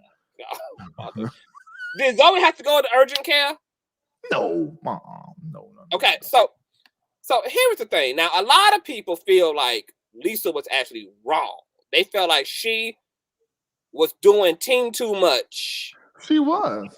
Okay, so you actually hold Lisa responsible too for going left. That was on the show. I think. I mean, we didn't harp on it, but yeah, we're not in agreement with that at all. It was too much.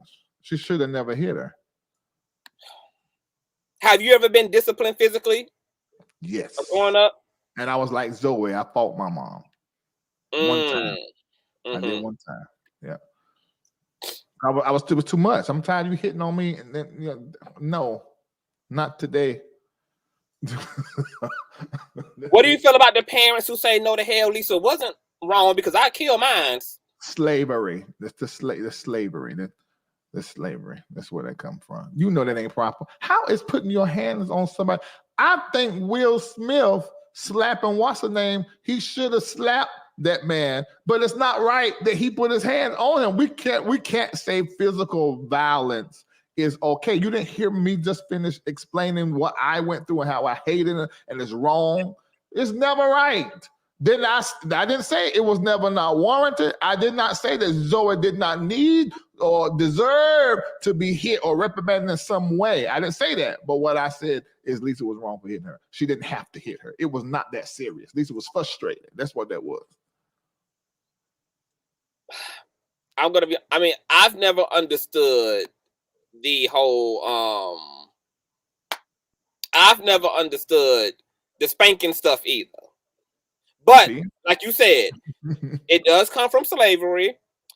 People got to understand that Black people, America for a long time for Black people was like the Wild Wild West, from slavery to Jim Crowism. So when Black parents were whipping their child's asses, that was literally because it was dangerous to be Black in America. And so really instilling that discipline and staying in your damn lane and respectability politics was a matter of life or death, because these white folk can get out here and lynch your ass. Look at Emmett Till. So the world was really, really, really dangerous. And Black people used to beat those boundaries into their children because Black people were hunted in this country. So it's not right. Is there a way that you can physically discipline your child and it not be, a walk out of slavery? I guess so. But there was that violence. We're not violent. Black people are the most loving creatures on the earth. So the violence that you see show up in our family, domestically, in our relationships, in our community, in our hoods, is the result of this system, of how they have done us. That is not who we are. It is not. It's not who we are. So Lisa hitting her is because Lisa was hit by her mom. And I'm pretty sure, I know the next episode, we're getting all into all of that. The next episode. It's between like a love tap, like a little, a little. That stuff. And some children, it injures them forever because of every child can't be hit. I don't think no child should be hit, but certain children that get hit, it traumatizes them for the rest of their life. They don't even come into their full adulthood and their identity, properly because of being abused. It's not okay. It's not. You guys, my mom just said that the Google moderator team is in here deleting messages, so y'all got to be careful of what y'all write, because there's certain things that we don't have no control over once the Google moderator starts censoring the stream. So don't use cuss words, misspell stuff, all of that good jazz. Work around the system. Now, Black people have criticized the mayonnaise. Ooh, you hear what Life Edition said? Unconscious. Huh? The body does not distinguish a tap from a whooping. The body keeps the score. Yeah, for sure. But to my point, Black people have criticized the mayonnaise community for. Well, it's your platform. Go ahead. When in Rome, do what Romans do. Okay? I'm accommodating a damn enough on here, but not cussing like a whole. ain't but so much you gonna get from me. Nah. And those mayonnaise folk know who they are, okay? That ain't for all folk. You ain't talking to all white people. You talking to the mayonnaise folk. Hey, that's what Larry said, okay? So so look. Oh my God. Our community criticized that community for being too easy on their kids with the timeouts and the talk to little Jerry, talk to little Sarah, put them on a leash in the grocery store. So, the black, and there's a lot of people like my parents, their parents' generation, who will argue that a good butt cutting did them good. Yes, sir. So what do you say to that part of the black community who was like, if it wasn't for there being a level of fear in tandem with respect and a more hands-on approach, I might not be the sensible person that I am today? What do you say to those black people who argue that butt cutting does do the body good? Thank you for asking me that question. We are not taught in our community to do therapy, to think about what you feel, not even really to think about what you say. So as a result, a lot of times black people who say whooping, abuse, spanking was good are just a lack of education. It's simple as that. And a lack of just really sitting within yourself and just thinking beyond what somebody else said. Most of the people saying that are saying what somebody else said. It's just because they turn out okay on the outside. It's not true. It's just like telling, do you know any woman that have been busted in the face by her nigga say, oh, it was good that he beat me? I do know some women who say that it wasn't a man, that they walked into the punches. He wasn't hitting them. What syndrome? What's going on here with this woman? Stockholm syndrome, sunken place psychology. Okay. Yeah, I get it. But what do we say to the other community who do not take a physical disciplinary approach, but their kids out here going Columbine, shooting up whole high schools, losing their damn minds when they rejected and abuse and just go ballistic and bleed all over folk as a result of things that black kids can take off their shoulder. My goddaughter, she was with us today, and it is in the white community. She's white, and she kept purposely kicking down stuff that her dad told her to stop. And even in him saying stop, Avery, I could tell he almost felt like, oh, I'm hurting her. I hate to be the bad parent. That's how their community is raised. Michael was sitting there talking about, okay, it's time to pop. Because they were asking, when is it early enough to pop? Michael said, Joshua got popped at 4 years old, Depending on the child, depends on how you discipline. If you choose to spank, but I'm just saying, it depends. You have to do a child like you would do a dog. And I've raised a few dogs. Some dogs I can say no. Like to my dog Chip, he's very emotional. If you change your tone a little bit, he's tucking his tail. He's gonna nearby cry and want to look up at you. But then, like Lisa dog, who is a complete bitch, that dog is not like that. So that dog, you have to be stronger when you talk to him because it's how his personality is. I think Lisa said he was a pack leader.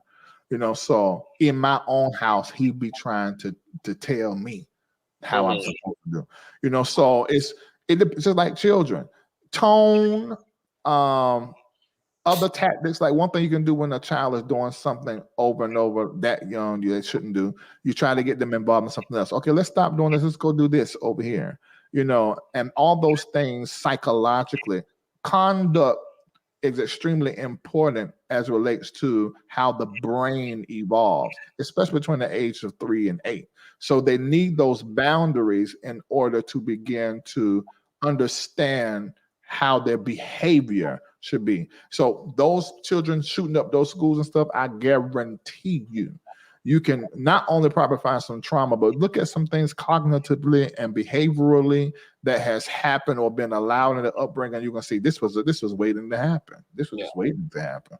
Do you think that the Black community is in dire trouble when it comes to parenting and discipline? Because I think a lot of the reasons why Black parents have a hands-on approach when it comes to their children and getting them information is because of stress. Black parents are already living from check to check, struggling, going through marriage issues, trying to keep the house together, food on the table, being done wrong on the job, and they just don't have no patience for no damn out of whack child. So they just get straight to the elbowing. That's it. That's what I was saying when I said slavery. I'm talking about all of the systemic and the systematic oppression of the Black man and his family. It has made us mad as hell, dysfunctional as hell. Some of us, yeah. Wow. Somebody wanted me to ask you this before I ask you my next question. This comes from Eva. Let me see. Is FB? My boo FB says, CTV, can you please ask Larry? Ask how Larry doesn't agree with corporal punishment, but yet is going to air it. What damage can it do to Zoe? Okay, I'm airing it because it happened. And the damage that has been done to Zoe has been already done. And the healing has too. So you're going to not just see what happened. You're going to also see the healing process. This is called ministry. Why did Jesus put the crucifixion in the Bible when it's the most excruciating, horrendous murder that has ever happened, I would say, in our world? The hanging of the flesh, the nailing through the flesh, and even the upside down hanging. Why is that in the Bible? Ask that question. Yeah. Well, what do you think to Elisa's point that her whipping Zoe's ass actually has bettered their relationship? This is what I'm talking about. It's the healing. So the putting the fight on the app is business because we want to see what we're not supposed to see so that it gets you download the app. That's business. But the ministry side of it is also getting you to see what really authentically happened, because on the show, you're going to see the real authentic healing process. Yeah. So I had both parents in the household. I had my stepfather was married to my mother, and then my biological father also co-parented alongside my mom and my stepdad. And then there was my younger brother. Me and my younger brother were yin and yang. So my brother took all the ass whippings. He was the lawbreaker in the family. He was going to do everything to get his ass whooped up a ceiling. And I was the golden good child. So you didn't have to be all rough and tough with me. You could just tell me something. I knew what my responsibilities were. I stayed on the good side of my parents, while my brother was very much so individualistic. But those ass whippings did not change him at all. At all. It didn't matter how much ass whipping he got. But it also didn't matter how patient my parents were either. It also didn't matter how they took other alternatives either. It was just like nothing really worked. You know, he was just kind of who he was. Yeah. He insisted upon his way. You can't raise every child the same way. You just can't. Every child's not the same. You can't. Okay. So one more point I wanted to make about that footage before we wrap up is when I heard Zoe cry out, when she just screamed at you, like, ah! To me, I instantly Bluetooth into my own upbringing with my parents, and for me, and I don't know if this is the case for Zoe, but for me, that scream, I think, comes from the brutal frustration of feeling like the parent takes up too much goddamn space. You're taking up too much space. Get up off me. It's too much about you. Leave me alone. You leave me alone. Back up off me. Like, I felt, because that's what I meant when I would have those. Like, it's too, you take up too much space. In my reality, there's not enough me. And I know, and that's amazing for you to make that statement, because that you heard it in her voice. Because what y'all gonna see, because when I said I'm gonna post the whole clip, that includes the healing part, because all of that happened in that room. They went into I have been telling Lisa, if you've been watching the show, Zoe's not been honest with you about how she feels you have failed her, and how you basically let her be abused while you was in this marriage. So I had said it, but Lisa didn't get it. But that fight, and what Zoe said, Lisa got it. She said what I could not say. I ain't gonna say it because I want you to download the app so you can see it when it's up below. But you're gonna hear what Lisa said. And Lisa broke down crying, and Zoe was broken. It was what Zoe needed to hear from her mom. Actually, Xaria too. And then while she's saying that, Lisa was saying that, Lisa starts to cry, and I walk over there and I hold Lisa while she's having that conversation with the girls. All of that happened there in that room. And had we not taken them doors off their bedrooms and put cameras in there, y'all wouldn't have seen none of this. Wow. So so that's a whole nother context for this video going up then. Okay, so that makes you feel better. Get up off me. Y'all get up off me. I know how to do this. I'm a prophet. He talked to me. Better, damn it. Because we was going to help Lisa start a class action lawsuit to get you. Wow, that is amazing. And the reason why I felt like I heard that in her voice, because I know there's been little moments throughout the show, throughout the episode, where there's been like these little conversation points where you can see Lisa, I don't want to say trying to alter Zoe, but in a way, kind of trying to shape her in the image of what she thinks Zoe should be, whether that's telling Zoe to be more feminine, to be more, let her girly side out.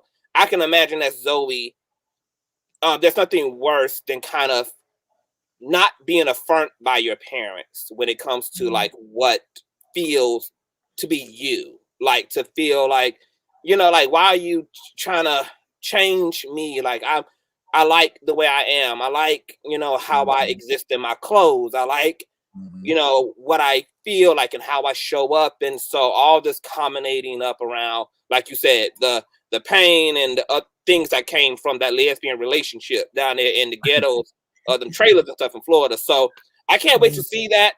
Lisa also wanted me to make sure that I corrected you too about what was thrown over the fence and stuff was not drugs, but it was a pen. It was a vape, a marijuana pen, not actual kilos of cannabis and things being like thrown over. This is my daughter. Well, keep watching the show. You'll find out. She'll find out. Because there's a little bit more to that. But just the first part you were saying about Lisa having Zoe to, Lisa's a mom. And I think that moms tend to sort of try to mold and shape their daughters. But I'm the balance to that, because I'm the one that tells Zoe, be who you are. You know, you want a girlfriend? Okay, what's her name? Let me meet her parents. You know, I'm the parent who lets her be. So I don't want to take Lisa's parenting style away from her, unless what she's doing is harmful. And I think her encouragement to have Zoe to explore more options than just the ones that she chooses, I think it's okay, because I'm there to bring the balance, you know. Yeah. Do you think that, this is my final question, do you think that there's any room for do you think is there any room for parents to get what they want out of their children? Or do you think that at a point a parent has to completely divorce their expectations for who their child is, what their child wants? Or do you think children are supposed to give their parents something as it relates to the way they want to live their life, what they want to do with their life, the way they want to dress, and all of that? Or do you think that you just have to completely let that fantasy go? The work of the parent, the work of the parent, and I taught this online when we first went online in 2015 as a ministry. The job of a parent is to partner with God's agenda for that child's life.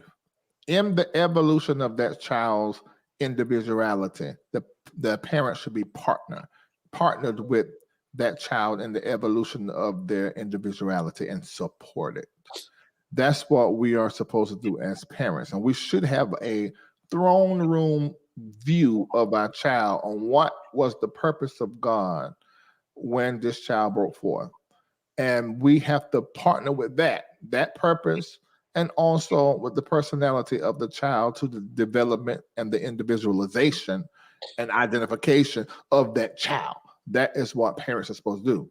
When a parent has ego, control issues, and all these other things, maybe they're very religious and they have their self-righteous, view, and then that gets complicated or convoluted, and it totally gets buried. The work and the purpose of a parent, which is much like a pastor, it gets screwed all up, and abuse happens, rejection happens, competition between siblings, and it all comes from the parent. It gets horrible. That's my comment on that. Wow. You're absolutely right. I think it's safe to say that it's tough being both a parent and being a child.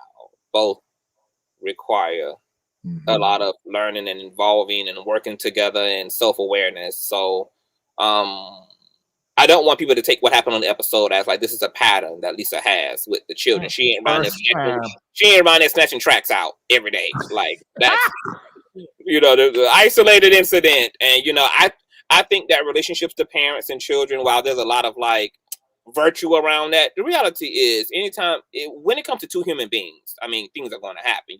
So these are people we're talking about, regardless of the roles they play, regardless of all of that. These are people, just like Larry pulling out a goddamn Glock on Kendall and actually dislodging the bullet, intended to kill him. It's human things, or Larry giving Shamaka a knuckle sandwich. It happens in life. Wait.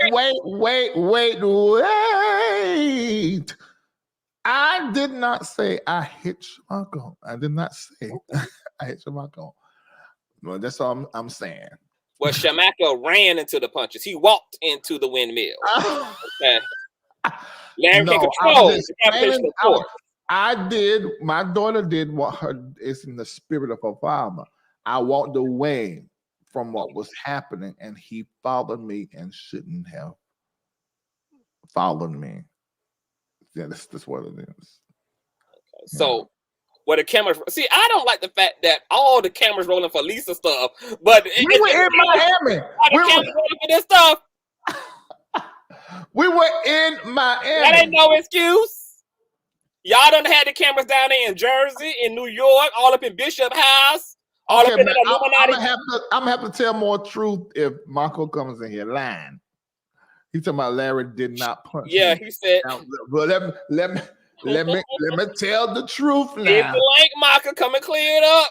Marco, you should have texted me and told me that you gonna lie, and I ain't supposed to say nothing. I just dropped the link for you, Shabaka. Up here and challenge your best friend. That's he's lying. Hold on. So you did assault Shamaka. I did not assault Shamako. I did not assault. And y'all can't view this as me and Mako have been friends and in each other's life since teenagers. And I already said this. Y'all like siblings. Yeah, more than Mako is. I don't even have the words. I can't articulate. I love Shamako. I don't have no words. I don't care what anybody thinks. That's why you are okay with punching him. We all comfortable punching him. No. Y'all, you got to know Mako. Latrice, help me out. You were married to him. Latrice got to live with him too. She ain't about to give up no board. Mako, okay, how I said Kendall is. Y'all, and just keep, but you see, Mako. We saw how Shamako can be because we saw how he triggered up Kendall at that Thanksgiving dinner table. No, Mako just made a face and Kendall got triggered. No, that's. Oh, okay. So we get some clarity. Shamako said they put out a full punch. So right. There you go. Now that's the truth. Okay. That's the truth. Because why y'all keeping this on the low is what I want to know. That's the truth. Cause when he coming behind me, and I'm leaving out of the door. This is a long walk that I'm to get to the door, and he's coming. Wait a minute. And so when I went and he coming in my face, and I'm like, and I don't know what I was saying, but I just remember when I went like this. In that moment, I was looking at him in the eye. I absolutely love him, and I pulled my punch mid-air, but it still landed, but it didn't land completely, So that okay, well, you just lied to me because you said you did not punch, but Samantha said you did your hand made contact with his titty meat. Right. Cause I pulled my punch from his face, but it still landed on you. You get what I'm saying? When you pull a punch, but I'm looking at him and I don't want to hit him. Oh my God, I can't believe what I'm doing. And so I pulled the punch back, but it just landed in the chest. I pulled it down. I didn't pull it back. I was pulling it down. You pulled it down. No, I was swinging like this. And so when I swung like this and I looked at his face, I pulled the punch down and it landed in his chest. In fact, I punched them 500 million diamonds on his chest and it cut up my knuckles. So that's what happened. Oh, yeah. Well, Shamako kind of got a different side. He says you was back in your room and you walked up to him. That's a lie. That's not true. See, I told y'all. Latrice knows this man. Mako's emotional. Not as bad as Kendall, but when he's emotional, he make up stuff. It just don't be the truth. Shamako said he did not follow you. He said, "I did not follow you." So Shamako, we were sitting on the balcony when you did what you did, and I got up, and you said, "Larry, don't leave." I walked all the way to the door. How did you get to the door? The hell? You followed me to the door. What are you talking about? It happened right there at the door. I had walked out the door. Shamaka said that is not true. Okay, well, anyway. Shamaka, you can come clear it all up today. That's what happened. He said, let's stop so like you didn't take me to Miami. I'm unproblematic. Is this the first time that you halfway assaulted Shamaka in y'all friendship? It is the second time that Shamako asked to be punched. That's not Aquarius psychology, baby. That's that Aquarius. If you wouldn't have made me beat your ass, I was like, look, you made me do that. That's how Ike Turner psychology, honey. Crystal Boss said Bucko hit the lake. I would like to hear how he explained this because this is hit the lake, Shamaka. Larry said he is curious. We all curious about what side your camera saw the. Let me get to the healing part. He said he don't know how to get it. I just posted it in the Let me get to the healing part because Marco's a fighter like me, but Marco loved me so much he knew I was out of that he done pressed the wrong button. So he didn't even respond physically at all, which made me break. I said, Marco, I'm so sorry. Now you dead wrong, nigga. But I am so sorry. I don't even know how that even happened, like that. So let me get in true Aquarius form, it was don't make me do that to you again. I did say that. I did. See, that's an Aquarius, baby. That's why the Aquarius got to know Jesus, baby. Tell you something. I was like, Marco said he getting upset. You wouldn't get upset if you would hit the doggone link and talk. I want to hear how this is going. This would be very interesting. Hit the freaking link. Lord, good grief. You want a whole reality show? Talk to your feelings. Shamaka.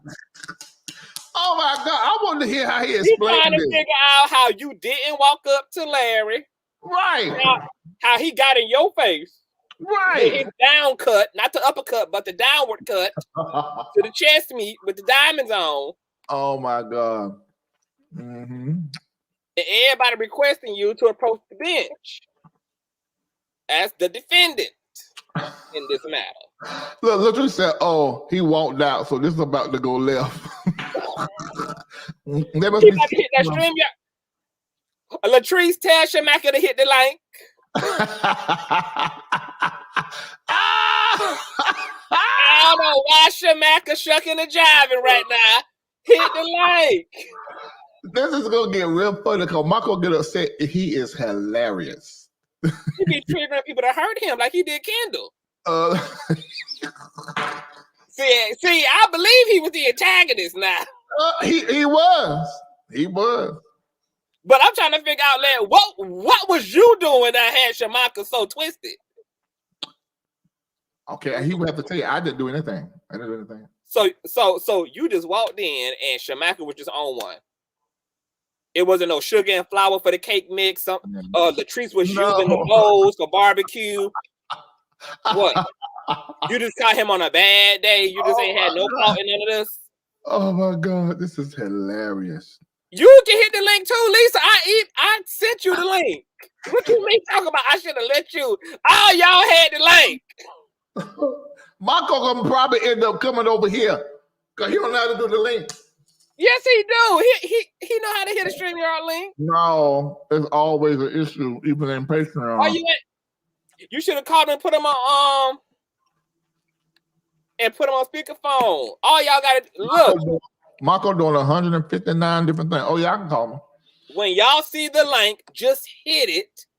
StreamYard will walk y'all through connecting your microphone and your visual stuff. How Shamaka working around a whole production company, folks shooting in 4K, and he can't hit a StreamYard link? He know how to assemble a birthday cake.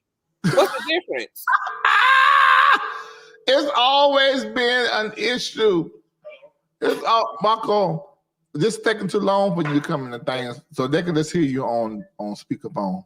Erica just helped me get in. Okay, all right. Boom. We gonna handle family today. Okay, now why he come up here in the name of Erica Phillips? Because he just couldn't do it himself. And he still. And you on mute, Shamaka. Unmute yourself, Marco. Erica, help him unmute, boo. Hey, Erica.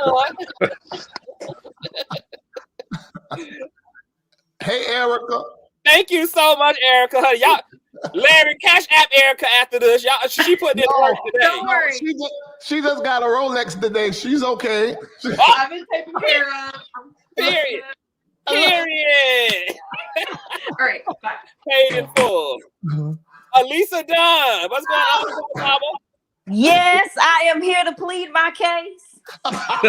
Your Honor. Your Honor. Which plaintiff want to go first, honey?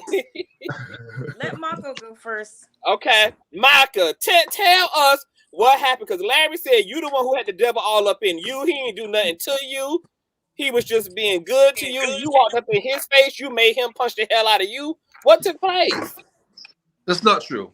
Now, and I'll let you tell people that I'm emotional and I make up stuff. That's not true, Larry.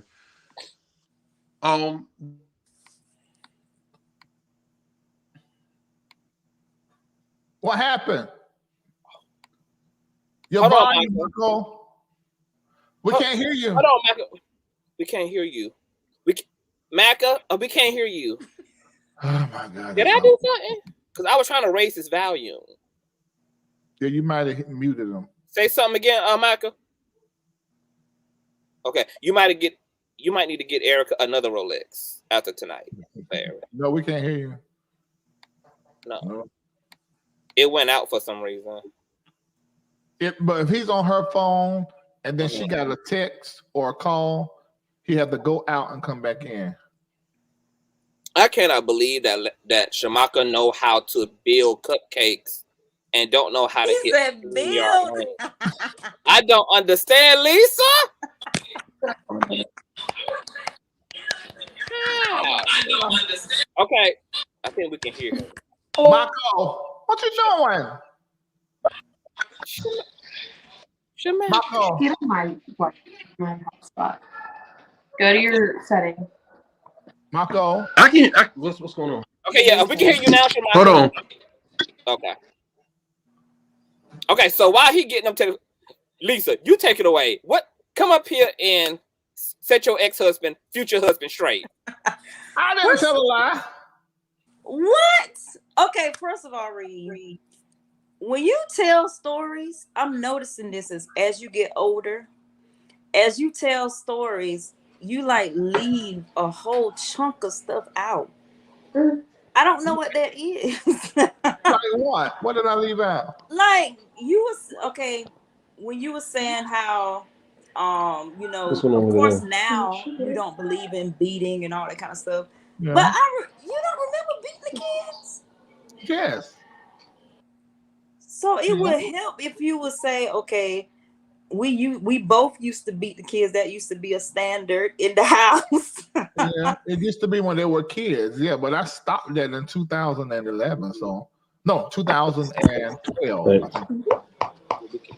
I mean, that wasn't the conversation. The conversation was about what my stance was as far as whooping the children, which was a extensive conversation in the house. If you're gonna beat the children, it needs to be you. I don't think I should beat the children as a man. So that was it. I mean, that's not leaving a chunk out. It just wasn't relevant. I don't beat the kids. You whip them. Right, but beating is like that is a form of discipline that we both agreed on. Lisa, that was so many years ago. That was like I'm just saying, but that isn't that. Don't you get what I'm saying, Conscious? Yeah, she's saying that you did not renew the contract. So as far as she's concerned, throwing the kids down the steps was still a part of disciplinary. Congestion, baby. Okay. Y'all didn't update the contract. So I'll say I left a chunk out. I don't have a problem being like, wrong. Oh, this is all, this is something that we've established, even though we don't do it often. But there's times. No, I don't do it at all. What I'm saying is it's not done often anyway. Yeah, I agree with that. But the thing about it is that sometimes we will say, you need to whoop her because she just, XYZ, especially as so that's how Larry set it up. You need to be the bad guy, Lisa. You need to whip her. Consider the bad guy. I consider it as my duty. You're getting a good picture of what happens around here. What? That was 2012. No. This is 2022. Listen, why would I even say that? Why would I even say that to you? And you was not even here for it to be said to. That doesn't make sense. I didn't tell. That was an old conversation, which happens a whole lot around here. When I say something about something that happens from the past or was done to me, you need to get over that. That's the past. It's over. But look how this just got pulled back up from something that I don't even do no more. I've been asked to get over stuff that's still been done up to 2 months ago. This is how it always is. So versus me making it an issue, I just move on. Reid, that conversation that I'm talking about did not happen. It happened when I got back here. In 2020, I have beat the kids with a belt since I've been here. And you said I told you to? We both agreed that they needed to be beat, especially Zoe. It was Zoe and Exara. One time I beat Exara. No. You wanted to whoop them, wanted me to whoop them, and I said no. You whoop them. That did not happen. That I was not pro whooping the children. I was not. When what began to happen in 2011. No. Began to happen in 2000 and when I built that house. When we built a house? 2005, I think. Okay. So this had to be in the single digits because I moved to Raleigh before then. But we was in Willow Springs house. And when I would hit the children, I'm strong. And then Zara would fly across the floor. I'd hit her on the butt and then she'd fall way down the floor. And I was like, well, it's just whooping. I end up getting a funny feeling. I think the last time I whooped them, I went like 3 or 4 years not even spanking them. But Azaria done something really, really bad, and in 2015, I whooped her. I think I hit her with a belt across the butt, and it was too much. And I said, I'm not doing this anymore. So I have not been pro whooping the children, period. Even me and Marco in our conversation, him hitting Josh, I said, you don't have to hit him, don't whoop him. So I don't know what you're talking about. Marco, you can't tell her that I would get on you for hitting Josh when we moved to Atlanta in 2015. I never agree with it, but yeah, you did say something about that. I don't know what you're talking about. Well, your conversation is old. I didn't say, I said that it was an agreement. I didn't say you whooped them. I said no. Maybe one thing I can take responsibility for is not vocalizing what I thought. And so you mistook it as an agreement to whoop the children. I was never pro whooping the children. Never. After what that, it sounds like to me is even though you weren't going to whip the children, you weren't going to take away Lisa's. That's it. Now right. that is it. Discipline them that way. If she there you go. To discipline them. Yes.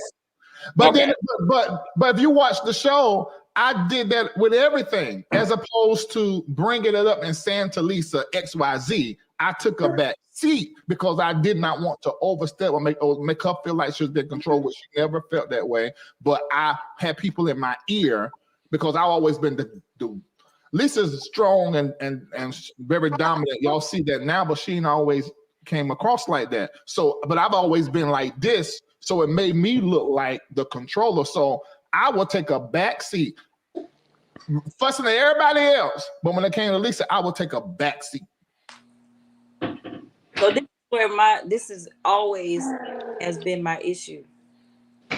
He never communicated with me. He just said that. I take responsibility for that. And so me thinking that I didn't know that he was, again, here I am not in the know. I didn't know he wasn't for me whooping the kids. I didn't know that. Because I would come to him and say, give me a belt. Yeah. And you would give me the belt instead of giving me the belt, she said, well, I don't think you should do it. But I didn't know that. So now that I know. So that's things that I don't know that I'm finding out because of the show. There's a lot of things that I didn't know. And see, this is why y'all got divorced in the first place. All this badass communication. This is why I divorced Reid, because he didn't talk to me. This is why I divorced him, because he told me I knew nothing going on with the ministry. I didn't know anything. So I felt like I wasn't a help to him. I felt like I was more of a, I don't know. I just didn't feel like I was a part. And so that's why I was like, I don't want to go when I was coming down off my retirement and stuff like that. I was like, I really don't want to go through, because I wanted to be in a relationship. It didn't feel like that. And so that's why I was like, well, and then when I left and I felt like he should have no, don't do it. He didn't come after me. I told him this is not nothing new that I did not say nothing to him about. I felt like he should have fought for us. And that didn't come across that way. So I was like, Reid is cool, but I just don't want to be in a relationship where there's no communication. And we didn't have that. And that's why I want Reid to communicate. You're not gonna hurt my feelings. Like I said, I am 43. You like when that time when he got really upset to me, I was like, okay, good. It hurt I was crying because I knew I wasn't crying because I wasn't crying because of, he about to put me out of the house. I was crying because I was like, okay, finally he is, really about to tell me how he feels. And he still didn't though. He still did. I did. I curved this song. Listen. You curved it. I wanted you to really be who you were. No. But it's I am a protector, and she's confirming what I said earlier, Conscious. I said the reason why she left me because of me. I said I put the ministry first, and so all of her feelings are 100% correct because she was not first. Well, I didn't really care about you putting the ministry first, because that I kind of put the ministry first too. You see what I'm saying? Yeah, but Lisa. Let me hold on. I don't care about that because let me ask you, Lisa. Yeah. So what did you actually want in the marriage? So since you didn't want to be first per se, because you kind of also understood the church and the assignment, what did you want? I wanted Reid to be in I wanted him to communicate with me. Like I guess like the things that he said, because I felt like he talked to his armor bearers and stuff more than I really didn't know what was going on. He didn't really talk to me. And we just went to church and we may have, and when we did go out, you know, I don't know, to me it felt like it was a task. You know, I got to put this on the calendar because this is my wife. But he didn't have to do that to me. I just wanted to, the reason why I understood him so much is because my father was just like Reid. My daddy was just like him. So I understood the assignment. I understood that he had to be by himself. I understood all the things that he had, all the isms and stuff that it comes with having an anointing. I know that because my daddy was like that. But I didn't understand. You have this woman that is gung-ho for you that you just don't communicate to. And be it anything. That's just how I was like, well, I didn't want to, that's all I wanted from him. I wanted a relationship. How we were in school, we had a relationship when we was in school. We laughed, we cut up, we did, you know, we did a whole lot of things. But when we got married, it's just like something I was like, who is this guy? Because this is not who I knew when we was in school. And he probably said the same thing about me, but I just didn't. You were the same. You were trying to grow up. You know, I was 18, a first lady trying to grow up and all of that. It kind of screwed me up a little bit. But when I finally started coming to myself, I think when I left when we got the first divorce the first time, and then when I came back, I was different because I had a different mentality. I wasn't trying to really put the church like in my soul like I did the first time, because that really hurt me. But after that, I was different. So I thought that when we got back together the second time, I was like, well, Reid, I said, I'll do this. I said, but I really don't want to be like the first time. You know, I don't want to be walking on eggshells. I don't want to do this. And the eggshells was my fault because I felt like if I did anything wrong, you know, it was just a lot. And so when I came back here and we moved in together, you know, we're friends now. So I'm like, you know, you should be able to talk to me about, you know, but I don't know. Maybe I want to make a comment about that because unfortunately I was married to a demonic, twisted ass Aquarius male as well. And not hilarious. I'm just saying. Y'all know, I can empathize with Lisa. You know, here's the thing about Aquarius men, because I understand what you're saying. What all that you're saying, simply put, is that you needed Larry to be emotionally available to you. What I've learned about Aquarius men, like, is that Aquarius men are not naturally emotionally available there, and this is kind of what makes them hard to deal with romantically. Like, they're wonderful people, great sense of humor, great providers, they're innovative, they are progressive in their thinking, they know how to justify whoring with polygamy and polyamory and all of that kind of stuff. Like, you know, they got all that down to a ground. But when it comes to like that emotional intimacy, this is one of their weaknesses.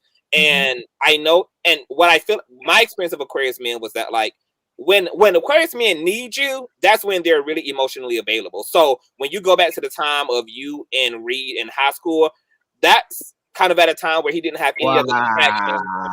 Hold on for a minute. Let me tell you how interesting that is. I connect. That is very, very true.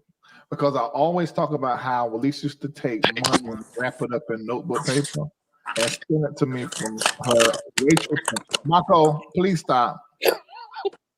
Waitressing. And I mean, he do it all the time. At some point in time, something will say stop. And then he want us to believe that he did not follow me out that door, consistently doing something. He did. Okay, get back on track. We're going to get to you and his baggage, okay? But That's what I always cause. And then when we first got married and God called me to full-time ministry, we just got married and I started moving people in the house, from the jail, to minister to them. And Lisa kept working and had my back. This is where all of this comes from. Not all of it, but a great deal. Lisa's not going to ever have to want something and I not give it to her. Because when I needed her, she was there. Yeah. Except for that one time with...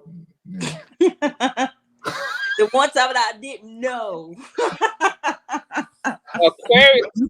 She put that woman before me and went and give me $200. It was not like that. I did not know, sir. I wish to God I had gave you that money. I wish it would too. Nazareth. Lord have mercy. But I understand. And I have really grown in such a way that I only bring up the past because I feel like, and I could be wrong, I just feel like what I went through was dismissed. That's just how I feel. And when it was a great deal, it was hard to work through it. And I haven't had a therapist. I know there's more stuff that I need to chunk out, but the most of it through prayer and through not wanting to be this bitch, I might say, because I know I could have been. But I'm not. So I just thank God for the process. Reid is a great person. He really is. I just wanted him to know that he needs to communicate because I'm everything. I'm everything. But I'm not even trying to get back with Reid. I have a date next week. I'm not even trying to get back with him. I'm just saying that I want him to know that I am a good friend to him. And I don't want him to feel like the things of the past or whatever he has to forgive me for is blocking what we even though we're not together, Reid and I are an empire. Even if we're not together. That's true. And I'm just saying, because we work well, we have the same mental, because I always say Reid groomed me. And sometimes that's good and sometimes it's bad because I'm not an emotional woman. I'm not an emotional female. And I know it's because I was married to him. I know that. And so I'm not problematic. Everybody that meets me, they're like, you're like, what? Like, who doesn't want to be with you? It's because I have been groomed to be somebody that can help build. Yeah. And so that's just who I am. And I don't mind it. That's just who I am. And I'm grateful for the process that I've been in. Larry, you need to continue to work toward emotional availability, not just to Lisa, but just continue to expound upon it generally. I am, when I tell you I am full speed ahead, and you are. Because that's why I'm happy with you these days. That is my work. You ought to be able to tell from when you first met me. That's what I'm saying. Like, that's why I had to give you big ups early on in the conversation, because we had to go through layers. Because I'm a Scorpio, so I'm like already available emotionally, very like feeler, very present in that way. Like you an Aquarius, so you're more like emotionally distant, but your love is still the same. I'm loyal. I'm extremely loyal. Yeah. And that's what I wanted to tell Lisa's gonna never want for ain't nobody that's been there for me is ever gonna want for anything. Well, that's why God made you rich, so he can make us rich. now, this is the only feedback I want to give to Lisa about Larry when it comes to his Aquarius man.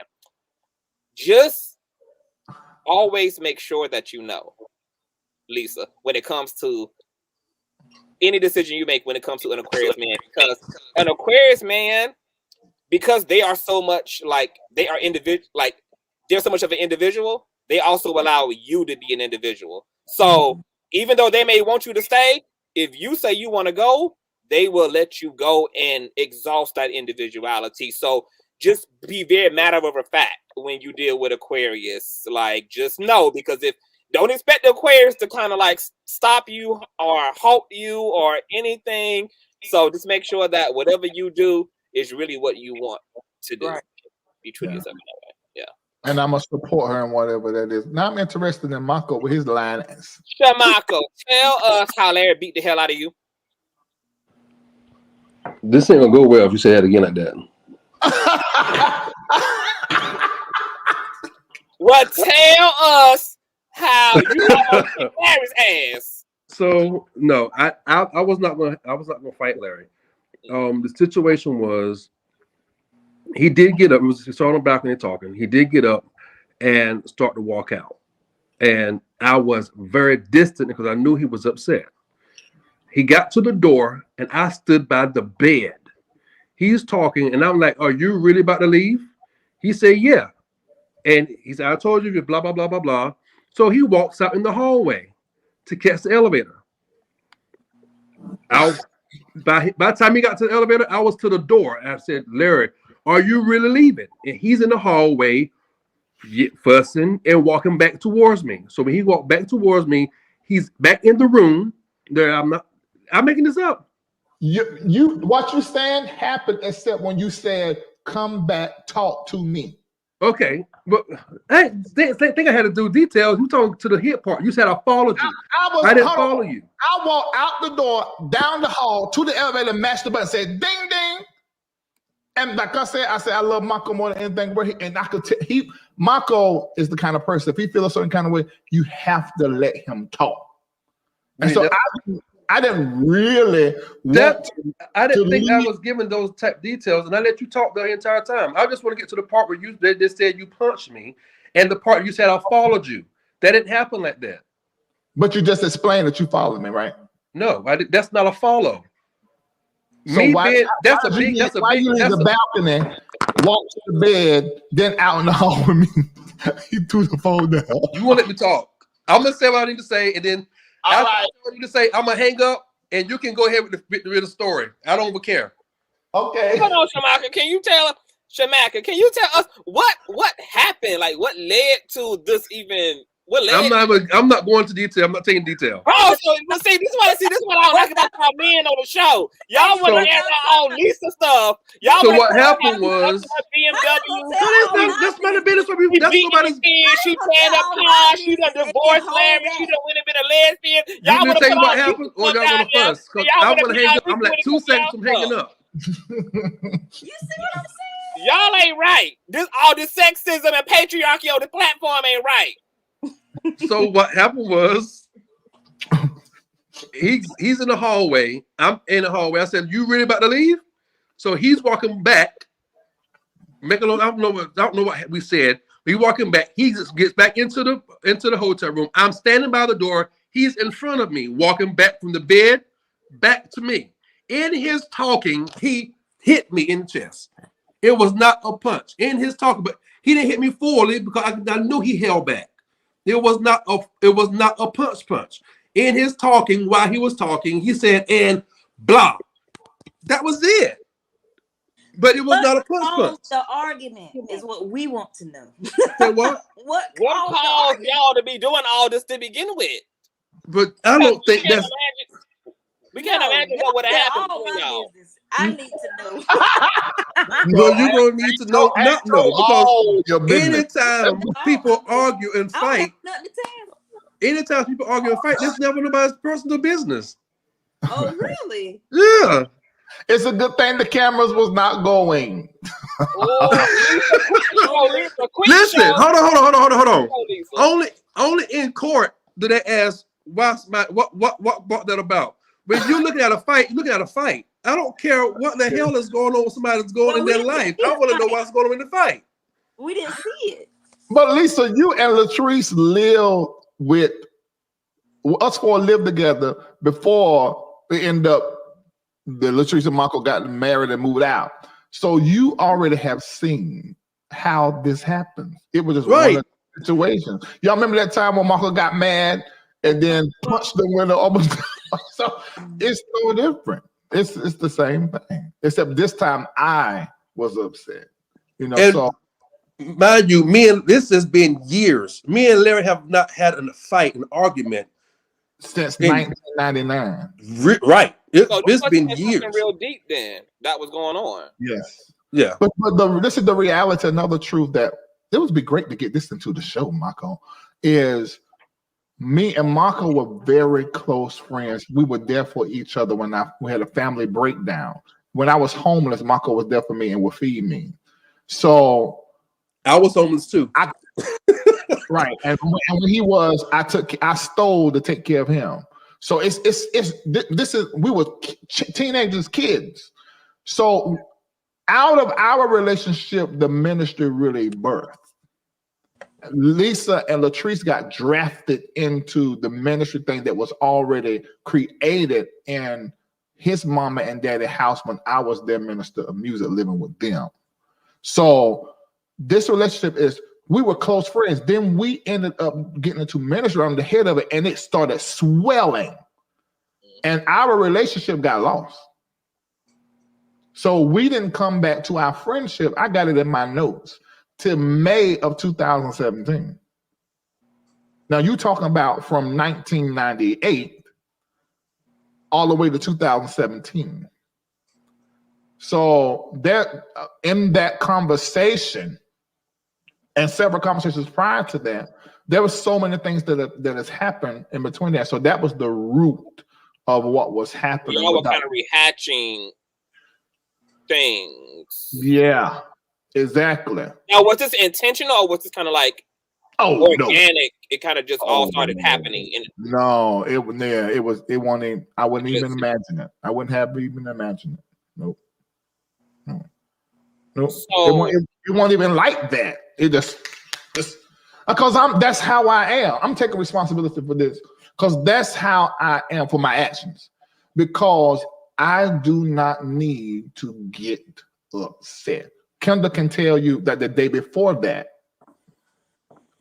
or was it? Yeah, I was doing something and I saw something, and I looked at Kendall. He said, "What's wrong with you?" He had triggered me. I said, "Just get out." And see, he was sitting arm's length from me. But I think, because normally Kendall keep going and going, he only done that like 2 or 3 times. He said, "What you mean?" I said, "Just get out." Now, that third time, if he had not walked out of my room, you would have pulled the trigger again. No, I was flipping, but it's like the Holy Ghost said to Kendall, it's like he knew, okay, this is not the time to do what I normally do. Let me just walk out. And then I was able to breathe and calm down and deal with that. So I wouldn't have it. It's just not good for me to get upset, and especially not now in my life. It's just not. I just try to stay away from that. I remember one time me, Benson, and Kendall was going after Benson because y'all, this is exclusive. Mm-hmm. Kendall was going after Benson, and I was in the other room. I said, "Kendall, won't you leave Benson alone?" And he was, "You son of you." I said, "Kendall," I'm hollering from my room, "let Vincent be." I said, "Why? He telling you he can't take it." Because Vincent is when he was going through mental stuff and he was needed to get on meds. And he just couldn't deal with a lot at one time. But Kendall had upset something Vincent had said or done or something he was upset. But he just kept going. Vincent said, "Just we talk later, let it be." And I heard Vincent say, "I can't take it no more," and his voice was breaking and he was crying. Woo. I heard, it's like a heat, a fire came out of my soul, and I went beeline to Kendall, and I was in his face. "Nigga, shut up!" I was say one more word, one more. He didn't say nothing. I said, "You dead today?" You know, I flipped. I was like, "The day you gonna die, you gonna die." I would flip. And so it's not good for me to get upset. And everybody got quiet. It's just a bad energy. It's just not good. It's a lot of pain that I've been through in my life that I have not had the opportunity since I was young to beat somebody up. So I remember there was one man that jumped at me as a child. He was grown, and I sent him to the hospital. That's a true story. So this has been all my life. It's just not good for me to get upset at all. Larry, all y'all are so violent. No, we ain't. I'm not violent. Where does all this? What? I think them Marco got ball shots. I mean, yeah, it's a lot going on. Didn't Boo tell that story in my documentary? Mm-hmm. What story? Why y'all be wanting to kill Kendall? Okay. If I almost had to shoot somebody twice, they'll be fired by now. You gotta give you too much of a liability for me, bro. Well, I love Kendall a whole lot. I love Kendall a lot. You willing to love him to the point of potentially killing him if he get on your wrong side in an altercation? As we can see, I have a whole lot of self-control. I know how to remove You myself. just punched the hell out of kinda punched the hell out of Shamako. A few days ago, I got a lot of He said downward punch. the downward cut. Not the uppercut, but the down cut. No, I was punching at him and I looked his eyes. So I mean, I don't lose my mind. Well, I do, but I wasn't so far going to where I couldn't. I was looking. I love Muckles. I was just like pulling it back, but it still got it on the them diamonds. Look at that big one. You see that thing? I know you look. Yeah, I see that emblem. What you say, Lisa? You look drained when you came back this time, Miami. And you on mute, Shamaka. That's why I came back home, Lisa. That's exactly why. Because there was about, I thought we were staying for another week. I was like, we're going tomorrow. I had booked everybody a ticket. I have a question. So, who you think would have won the fight between you and Shamaka, Larry? Oh, I don't even know. Because Mako's crazy. Mako, we have Mako anger. We have to really stay on guard with Mako. We don't know when have Mako's anger is crazy. I don't get upset. We're talking about 3 times in my adult life. Mako is a daily thing. He is mean. He is. And this shit. Listen, and he trigger happy. We have to watch it. I'm gonna tell you where Shamaka's evil lives. Just like the strength was in Solomon's hair. The evil is in the arch of Shamaka's eyebrows. That arch is evil. We always talk about that. It's all at right up in there. We always talk about that, Conscious. Oh my See? I know it when I see it. Mako, you muted. Okay. Mm-hmm. Listen. I wouldn't even take myself there. I wouldn't even fight Larry. You see, his son said Barry. See, I'm trying to tell you, I'm the nice one, right? I'm the nicest one. I just don't need to get upset. Shamaka, where does all this pain and trauma come from? You remind me of Magneto from the X-Men movies. You know, I was just talking to Larry about that. Maybe this morning. I have just taken a lot. Prior to ministry, prior to me knowing Larry, I was bullied. I was jumped and beat up by some close friends. I was mistreated by my dad. I was mistreated by family members, and I've just taken a lot. Got in ministry and was mistreated by members. And then I just have taken a lot. I've swallowed a lot, and I think I didn't go through I ain't no think in it. I didn't go through the proper therapy and counseling to deal with it, and I dealt with it the best way I could. Even with, having to deal with separation and divorce. I know I was mean to Joshua, but that was not even my intentions. It was the fact that I didn't know what I was doing. All I knew is I had to take up from being a couple and being mom and dad. And so there was a lot of emotions I couldn't deal with because I knew if I had a breakdown, it would take me all the way down. And I had to be strong for my son. So there's a lot of stuff I just have held on the inside. And you know, anybody that hold anything, it's like a balloon filled with water. It's going to explode one day. So I'm just managing things to keep from exploding from time to time. So I think that's the gist of everything. I just have held a lot, have done a lot, and most of it comes from mistreatment. What has the Black Holy Ghost said to you about your anger? Like when you be in your prayer closet and stuff, what do God be saying back to you? I am managing my anger daily and trying to, and my son is a big help. He helps me remind me, Dad, you need to get this together. And it got to a point he would be like, Dad, you had to say that like that. And I'm like, no, Josh, you're right. I'm sorry. So he helps me out a lot, but in prayer, meditation, I sat outside of the night in the dark on the swing by myself for a long time, just thinking about things and processing things, trying to get my mind in proper place, because having a lot, having to do a lot, having to manage a lot, having to keep things together, and not being able to have a breakdown. And I think I really could have had a breakdown, but because of where I was at and having to do all the things and wear all the hats, I couldn't have one. So I should have had a breakdown years ago, honestly. But I just managed, thank God.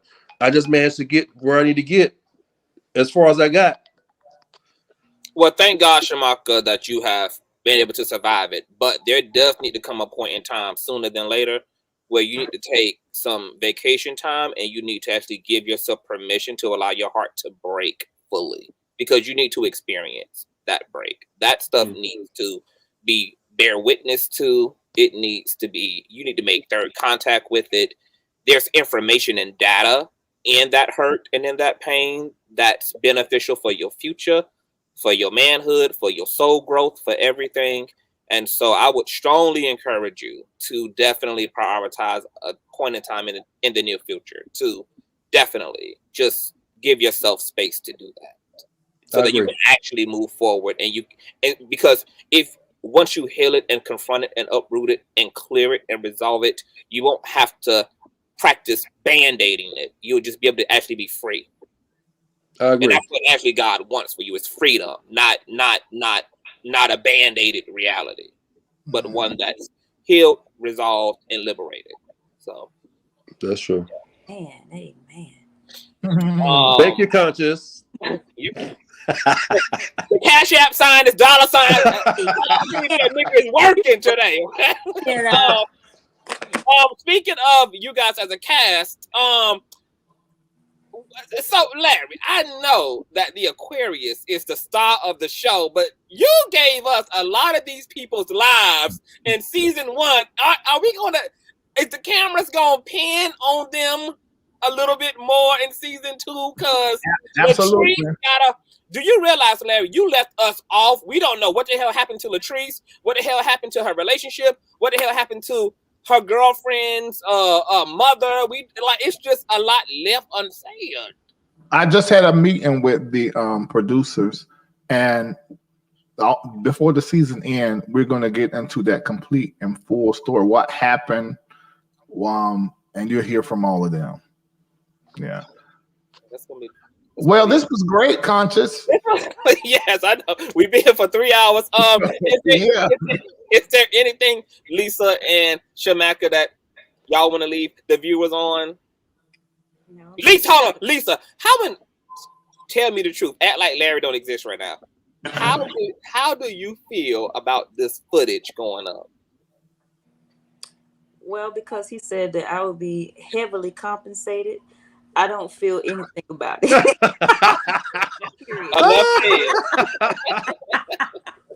Money make all things better. No, I don't think, because of it's not ongoing. It's not something that happened. That's the first time I've ever done that to Zoe or any of my kids in that manner anyway. Yeah. So it's not a pattern. And I don't think that I will be prosecuted by it, because me and Zoe's relationship is way better now. Well, remember, Lisa, it's only 14 years on the CPS. Only 14 years. That's it. I think my military background may speak for me, so I may be all right. But no, that's what makes your ass a deadly weapon, because you have military combat training. I have friends that are judges. All it will be well. Here. So, can you tell us what would you do the next time? Like, if you and Zoe or the girls enter into a very contentious moment, what would you like to do if this was to happen again? I would not be as aggressive. Because when I saw the footage, it was like seeing my mama all over again. And so it was a bit much for me, because I remember how I felt when my mama was like that towards me. And so by me seeing that, I would never do that again. Ever. Wow. Well, that's an incredible promise. I would never do that again. Has Zoe also shared with you what she would like to do the next time she feels bottled up in a situation like this? So, like, have y'all came to like a plan? Like, if you get overwhelmed with me, we got some code words. I have an understanding now that Zoe needs to walk away. I didn't have that before because she'll kill her like a daddy, Lisa. I was taught. I was just reacting how I remember my mom reacted. Like, my mama told me to come here, you come here. If she tell you to be quiet, you be quiet. You know what I'm saying? So when I dared not do what Zoe did, and so when it happened, I was like, oh, she disrespected me. And so I think on Zoe's end too, she saw that she did disrespect me, and so she was very sorry for that. Like, she was really broken and was like, Mom, I really didn't want to do that. I really didn't, so I believe on both our parts. That's why I said the line was redrawn. I have not had any problems out of Zoe since then. And I'm not saying this because, of what transpired, but what happened after what transpired. Yeah. So it was. They're gonna get to see. They're gonna get to see that. Yeah. So I think sometimes the shock of physical altercation can recalibrate. It was shock. Yeah. Now you know what? Conscious, that's a word. I'm just saying, because do you know how many of my best friends have came about because I kicked them hoes ass, and now we good friends. So it's a mystery in physical assault. It can act as a restarter to the engine. I'm just saying, I don't advocate for violence, but I can't take away the fact that sometimes resolution is in the shock of having to come to blows. That just kind of puts a factory reset on things, because to be driven to hit somebody and then to hit you back can be shocking to both people to engage in that. And that can be like a righteous trauma that can turn into some good stuff for the relationship. But I don't encourage it, but I understand that the Lord works in mysterious ways, and sometimes it's the wild fist. So, it is what it is. Shamaka, anything that you want to leave the fans on? No, not really. Has Joshua gotten better with social media? Is he not driving you nuts anymore? Oh, Joshua's gonna. I'm realizing that the older Joshua get, the more he's probably gonna drive me nuts, because we are 5 days apart, and dealing with him was like dealing with me.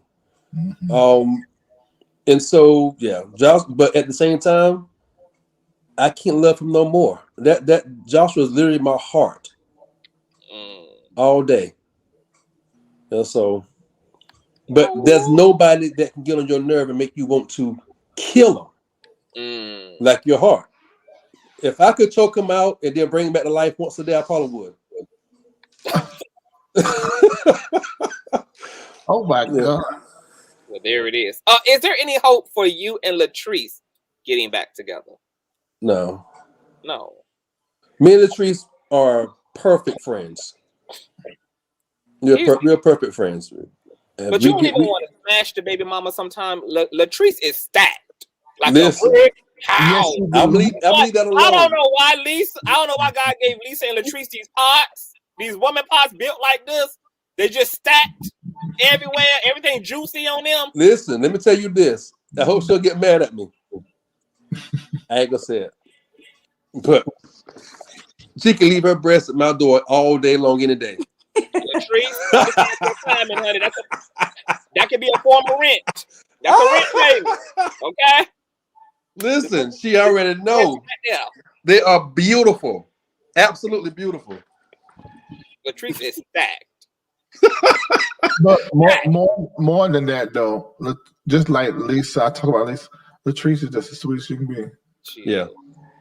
We get along. Me and Latrice get along really good. Because people talk about Larry and Lisa co-parenting, but Latrice came back to co-parent with me as well, and it has been wonderful. Before we divorced and separated, we was fussing and arguing every day. I don't think we have had an argument since she's been here. It's been almost 2 years. Wow. We have our disagreements, but we talk. I don't know why we couldn't talk then. But we talk. And you know what? I think sometimes separation and divorce really allow, if you have... It's an opportunity to save the relationship. Right. Because now we actually talk. When in the first, there was no communicating. There was just anger, throwing words at each other. Now we value the relationship and value friendship. And when we see that one is upset, we discuss it. And it causes us to get along great. We get along great. I know her boundaries. I know she knows my boundaries. I know when I'm making her upset. She knows when she's making me upset. And we just keep those lines crossed, those lines drawn, and we get along. We get along great.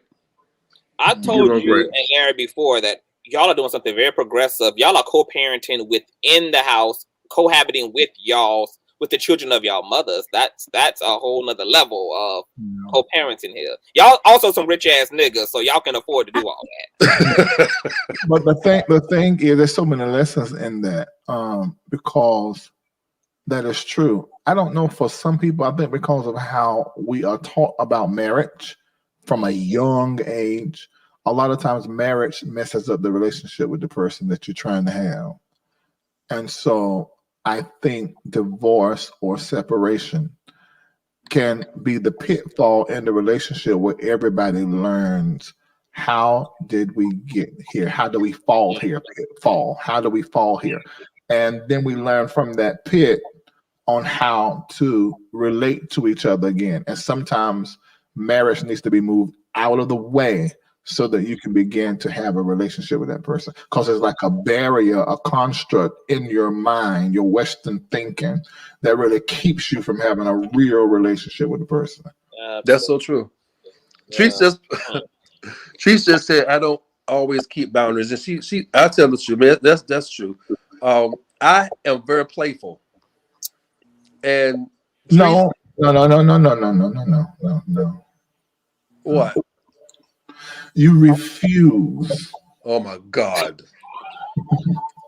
You refuse to be the adult in the relationship, and you resort to being the child. It's just simple as that. No, you're always taking something another way. Your name is you talking about? Chamaco means little boy in Mexico and Spanish. That's what it is. And you do that. And Latrice, I watch it all the time. I'm like, because you love to play.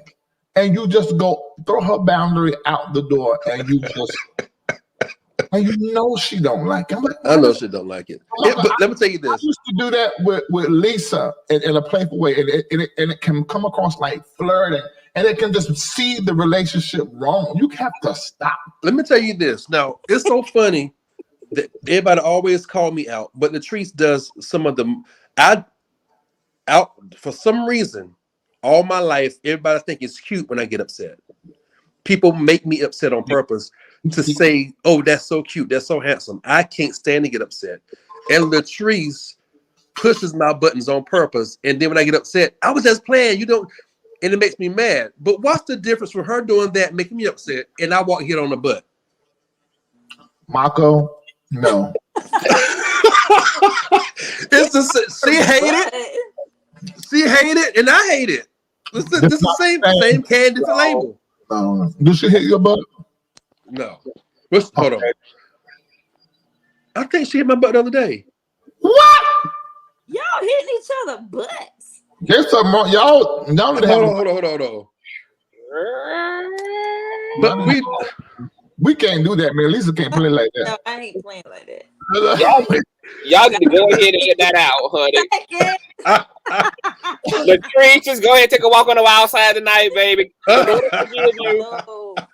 Listen, me hitting her butt is all in play because her responses. When I hit your butt? When? I think I was in your bedroom downstairs, and I said, Treese, I can't believe you did that. You were probably hitting the peach and me the whole day. Why is y'all in each other's bedroom? We have, listen. Hold on. Let me rephrase. Why are you in Latrice's bedroom? I don't ever come to Lisa's bedroom. Listen, we have we have movie nights. Y'all need boundaries. So if the night we're not in the movie theater, I'll go and lay across her bed, me and Josh. We lay on her bed, we watch movies. No. Reid, let's do that. Listen. My mama came here and spent the week. My mama came and spent the week, and she can you either come in or come out. Lisa don't mind entanglement, Larry. Look, my mama came and spent the week with me, and she said, she know it's gonna benefit her. That's what she know. You already have benefits. She know it's gonna benefit, but you know what? It's gonna end up hitting her, and it's not gonna be good. Because the Lord still consider all y'all married, so technically the bedroom is still undefiled. I don't think people understand. People can be friends. My mama came and spent the week with me, and before she left, she said, "Are you sure you and Treese ain't getting back together?" I said, "I'm positive." Yeah. And I said, "Why?" She said, "Marco, I see how y'all deal." I said, "Mama, me and Treese deal like friends." She said, "No." She said, "I watched it when Treese come home from work, you hug her." I said, "What's wrong with that?" But see, me and Lisa don't only hardly do that. When she come home from work, we hug each other. Not go on vacation or come back like I came from Miami. Hey, Treese, we hug each other. It's if I touch the Treese, now I don't touch her breast. I know that's crossing the line. I would love to, but I know that's crossing the line. But I'll pat her butt from time to time because her response is so funny. She hates it. So don't touch her boobs. Oh, it's all type of assaulting going on in the back of the house, honey. She hates it, so it's funny. Her response is so funny. So I do it only because of the response. That's it. But Lisa gives me the same response when I do that. But I just know, and I've said it several times, I can't play. We can't play like that. We cannot. No, you can't play like that, Larry. Maybe Lisa can, but you can't. No, she can't because she ain't gonna say no. That's what you mean ain't gonna say no? It got to go that far. You don't have the ability. It does because that's how I am. You do not have the ability to tell me no. Is that true, Lisa? If Larry can't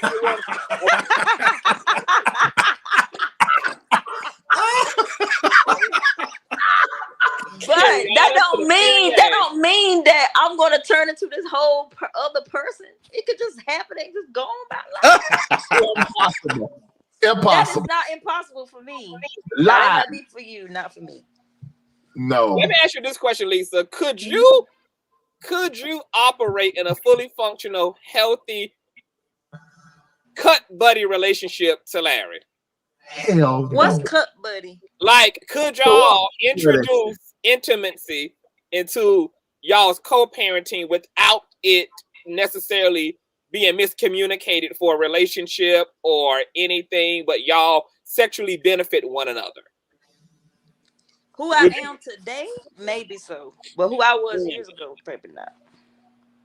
Who I am today is. Y'all believe that y'all want to. No, what I'm saying, I can. You cannot. Okay. You gotta understand. Hold on. I'm gonna tell you why I believe Lisa, because she can do that with some conscious. She can do that with somebody else. No. She can't do that with me. No, I'm gonna tell you why she can. I can do that with somebody else. She can't do that with me. I'm gonna tell you why. Because she done hit the peen and still been capable of divorcing you. No. At the time, our sex life won't what it normally was in the marriage. If it was, she would look at that girl. She would look at that girl and she went nowhere. So Lisa, if Larry would have continued to tap that ass right, would you have remained in the marriage? I wouldn't have seen her. I'm trying to tell you. I wouldn't have seen her. I probably wouldn't even went to the concert. I would have been home. Right. Waiting. Larry got Lisa down to a science, baby. Lisa got the back of my hand. That's how come when she married that girl, I said, "Oh, this ain't working." I said, "I know this is not gonna work." I knew it. And then the girls would be messy and go back and tell them. I said, "Daddy said that y'all married." I said, "Why y'all talking about this? What is you talking about?" Can we? Before we wrap up, I wanted to mention when y'all brought up in the counseling session that y'all were kind of like still flirting a little bit through text and stuff. While she was married to the stud down in the ghettos of Florida, I wanted to say that because people in the comment was like, well, how could Lisa still be flirting with Larry? And then, it dawned on me that Lisa was a lesbian by trauma, and circumstances, and not by nature. Will you quit calling me that? You stop calling me that. I am not. And stay out my inbox. Conscious, please. I was a lesbian by Oh! I was. Woo! By circumstance. Oh! Boy, you ain't got sense. What is that? It's about What? He said you were a lesbian by trauma and something else. He said, Oh! Shut the hell up. Oh! I am done. No, I could not listen. Conscious. Yes. I could not wait for you to say that with Lisa on the phone. I was waiting. I am tired. No, because it's a lot of Lisa's. It's a lot of circumstantial traumatized lesbians. It is. And you know what? It's okay. Funny about it. I felt like it made sense to me. Like, but you know what, Conscious? I asked a person that's really a lesbian that was here doing the taping and stuff. And when we had did that that segment, I asked her, I said, did that make sense? That I really wasn't a lesbian but I'm not a lesbian because I got married. They was like, yeah, this happens all the time. I didn't know that. Mm-hmm. I didn't know it happened. Like people just be with somebody because of trauma. yeah. Not because of let me say this as well. There are men, typically they are bottoms. That's the same truth. It's true. Because of trauma? Circumstantial, traumatized, and I would add a word, conditioning. It's more common amongst women than it is. It is. Like this is why you hear like a lot of women be like, I started dating women because I've been through a lot with men, or men hurt me, men broke my heart, men. It's the catalyst for them being with a woman is something to do with their dynamics with men in their life, and so. Yeah, it does. When I heard a lot about your particular story, and I didn't hear about any genuine attraction or sexual attraction. It was more so about the way she was appealing to you emotionally, and she was catering to fractures, etc. So I was like, okay, so it had to be that because she is a monster. It was stressful. When it came to it was stressful. Sex was stressful. She was, but I knew that. I knew it. I said, this ain't. It had a bad energy. I said, this ain't working. Wow. Angry stud. So, Lisa, do you still have any relationship to that? Like, do y'all still have any type of communication whatsoever? No. Okay. Oh, Lisa, I got a question. So, since that one day, y'all never spoke again? No. Wow. And that's how I feel like it was just demonic. That's what I call lesbian hell. But Lisa, this is what I want you to do. I want you to be very careful how you articulate your story. Okay. I want you to make sure that when you go to talk about your lesbianic experience, that you tell these folks that it was due to trauma, because a lot of these folks think we all making choices and all this crazy, but to let them know that being lesbian is a genuine desire, but it just wasn't that for you. It won't with me. Exactly. And it's not that way. I see somebody in the chat, Conscious. And this is too, before you say that, Larry, this is what I believe. Like when gays call themselves being converted and switched over, I don't believe these are genuine. Those eunuchs with genuine desire. I believe that what's being delivered is the trauma that led to the distortion of orientation, etc., and all of that. Okay. But if you can be delivered from your gay, you were never gay. You were in trauma. So that is a true reality. You're not gonna hear most pastors, preachers, not even my mentor said probably, but I know it's the truth. Let me say this.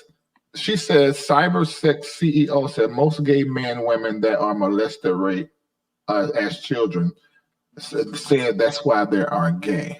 No, most men, women, children that were traumatized as children connect their sexuality to their trauma. There's no science to prove that what you just said. It is something that's chatted in the community, and it's not true. It is just not true. That might need to be a whole show by itself, to be honest. That's epic. Yeah, this is epic. Yeah. So we've been here for almost 3.5 hours, you guys. The Reid family and Cass gave us all day time today. I'm so grateful for you, Miss Lisa, the future Miss First Lady Reid, and Shamaka hitting what, Larry? That girl said I was a cat licker due to trauma. Who said that? What? Michelle Pride. Oh, Jesus. It's in the chat. Who? See Michelle Pride. Oh, she's been on. T. Michelle is on my team. I don't see.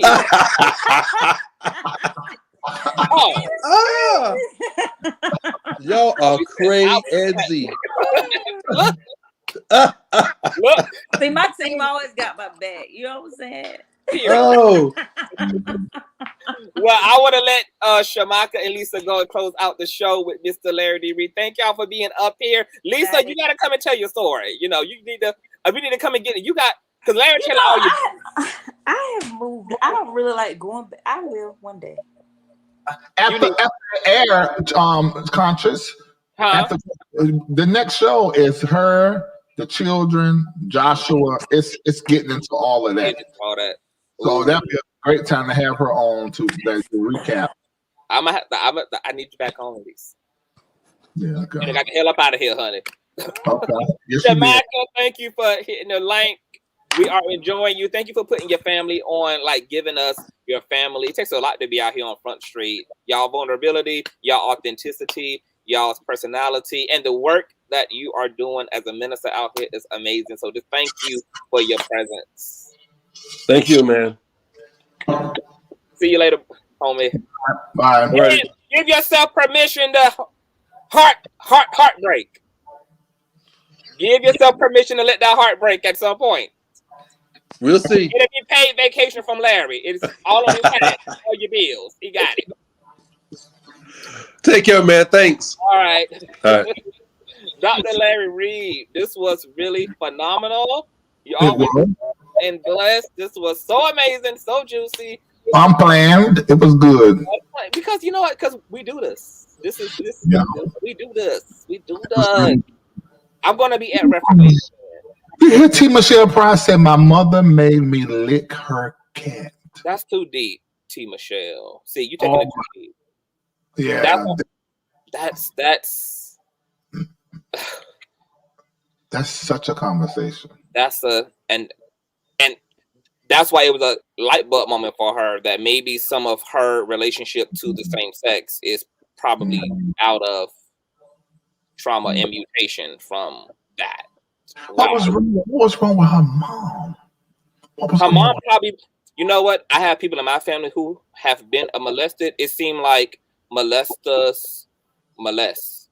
You know, it's a sickle sometimes. You know, I hear sometimes because a lot of them molest the people that I know molested like myself. It caused them to not be molested because they know that they don't want to give that trauma to nobody.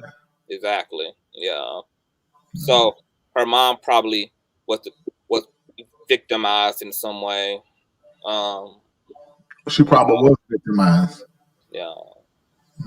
Email me, T. I might have to have you on too, boo. Email me at consciouztv@gmail.com since you are comfortable speaking your truth. That's a great story. That's a great story. It is, especially in lieu of all that we've been discussing here. So, yeah. See, look at Sherry who says that I was born gay. Yeah, born. Yeah, so it's people on both sides. You can run that conversation. That is a conversation that you can spearhead. Yeah. I mean, I do it on my platform sometimes, but what I probably need to do is like have different types of same gender loving people. First of all, because I don't know everything. I've had same gender loving sex, and nutted several times, and I ain't ashamed to say I enjoyed it, but gay and the lifestyle and living as a gay person. What can we stop with the lifestyle? There's no such thing as a gay lifestyle. Well, whatever. So you see what I'm saying? I don't know everything. It's just it's being straight a lifestyle. It's just you.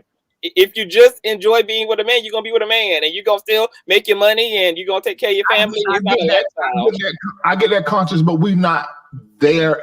For those of us who are learning, we have to start with that understanding that there is a life that gay people have, that they live, that is foreign to those who do not live the gay lifestyle. But that's what I'm saying. It's not though. Like, do you think I live a lifestyle? Do you think I live a gay lifestyle? No, I mean no. That ain't what I'm talking about. Just the gay. I'm talking about to be gay in a black gay in America, in the South, is a world that you don't even understand. I'm gonna tell you what the lifestyle is. Being abused by the damn church, being ran off by your own damn community, being devalued as a man because you looked at as invaluable because you're gay and all that. But in terms of everything else, we just like everybody else. We pushing through like everybody else. Look at my cousin. She said, "I'm just me." So she's not even identifying as lesbian. Latrice, because that's really what we need to get. Is that you are who you are? Because this is why I don't really like the whole label thing, because I know so many people who do not fit the label. I mean, what do you call me? I mean, I've had dicks in my mouth. And you enjoy them? I haven't had them in my ass. No, I didn't. So if you ever had one in your ass, right? No, yeah, I did. No. Yeah, that's right. But not like open up my booty cheeks, please put your peen to my prostate so that then I can still so that I can ejaculate out of my peen and get that. You want to get some tonight? I don't. I do not know that. I know what the pleasure is on my shaft, my balls, my bacon strip. My penis. I understand that. I mean, I don't have sensitive nipple and stuff. It's just my penis is sensitive. That's it. It's not anything. Oh, hold on a minute. There have been a few times other areas have gotten sensitive, and I allow some tongues in places I normally wouldn't. But the head game was so good that I was like, do whatever you want to do. That's how you gotta do it. That's the only way to do it. That's the only way to do it. But like what you just said. Would you be comfortable with the term pansexual? But what? No. But what you said. What is your definition of pansexuality? It's another label, and this is the thing. Well, it's kind of a label for a non-label, really. No, it's not. Now that pansexual is becoming a term, because this is the reality. Is I'll get back to what I'm saying about the gay lifestyle. When I said gay lifestyle, I was really trying to say what you said, conscious what you explained about the South, the gay men in the South, but when it comes to those labels, I just don't think it's good for our psyche. It's good for teaching. to understand things, but when it comes to how we exist in this world, I do not think that labeling is good for the psyche. I just don't think it's good for the brain. I think for the development of the person and you coming into your awareness and your identity, you need to be the highest, greatest, best manifestation of you. So you, your me, your I, that is who you are. And whatever that is great and it's beautiful. So that's why I don't like the label thing. I'm going to a conference. I've been invited to Bishop Yvette Philander conference. She's saying, her wife saying, "Oh, happy day." She's known for singing, "Thank you, Lord, for all you do for me." And they have a fellowship. So me, my mentor, along with Carson Pierce, some others are going over there. So I should come back smarter. So yeah. If you also engage in more nuanced conversation with me, you can get smarter too. Yeah. Oh, you've made me smarter. Yeah, you made me smarter. Yes. I only like terminology as a loose reference, but I always encourage people to, beyond a loose reference, just listen to people. Whatever people are telling you, that's what you interpret them as. Like whatever they share with you about their ins and outs and their dynamics. Yeah. And if you're watching us, and if the church or anybody has made you feel as though you are less than or wrong or hell bent because you are gay, I'm gonna say something to you that I want you to say to yourself. It's gonna trouble your religious mind and what you have believed about yourself. Your gay is a gift. So go on the journey that your gay is taking you on, and what you are going to discover, you're going to find out that gay was the gateway through which you really discover your identity, which could be gay or could not be. You know, I totally agree with that. Yeah. You said what now? I totally agree with that. Yeah. That was my direct experience. Yeah. Your gay is your gift. Wow, that's merch. Your gay is your gift. I like that, Larry. That's dope. Yeah, I mean, because it sends you on a journey that most people do not ever get on, which is to find out who they really are. They don't, but because gay does not fit the norm, then you're thrown into introspection, and you really have to just yield to that and have a few experiences and a few conversations so you can discover who you are. Yeah. So. Yeah. Amen. Wow, Larry, this was freaking epic. This was freaking epic. You are freaking epic. Thank you for being here. Thank you for blessing us. Tell the folk where they can find you. If there's anything that you want them to be aware of that you got going on, just spill it out. At Larry Reid Live, all over the internet, any social media handle. I want everybody here, the hundreds of you that are watching, thousands of you that will watch this, to download the Larry Reid Live app. You go into your Google store or into your Apple store and go and find Larry Reid Live. Now, it's going to be updating soon. So I'll let you know when the updates are complete. They should update automatically in your phone. But just in case they don't, just keep your ear to the ground. And we're going to be dropping exclusive content on the app you can't get nowhere else, not even on our website. So wow, that's coming. Also, I starred in an 8-episode show called Kingdom Business. Comes out on BET alongside some of our greatest Black actors in the world, and it will be releasing the first week of June, possibly in May, and you better watch it on BET. And aren't you also featured in a docu-series about the church? Yes, that doesn't come out. I told you too much. That doesn't come out until that doesn't come out. I just showed up as one of the experts. That's also BET, but I haven't got the time on that air. But the other one is with can I say the network? I can't say the network right yet, but the patrons know. I'll be a reoccurring expert as it relates to church cult practices and church crime. That's going to be coming on a crime network. I can say that, a crime network. So I'll be there with them the whole season. This is why them niggas gonna stay mad at you, Larry. This is why they mad. I got a covenant with God. You can't do nothing to me. Period. Thank you for being here. Thank you for. We're happy and excited for all that you're doing. Everything that you just bring to the table, everything that you're doing for the community. Being a man who is also producing business, that's giving business to other Black folk.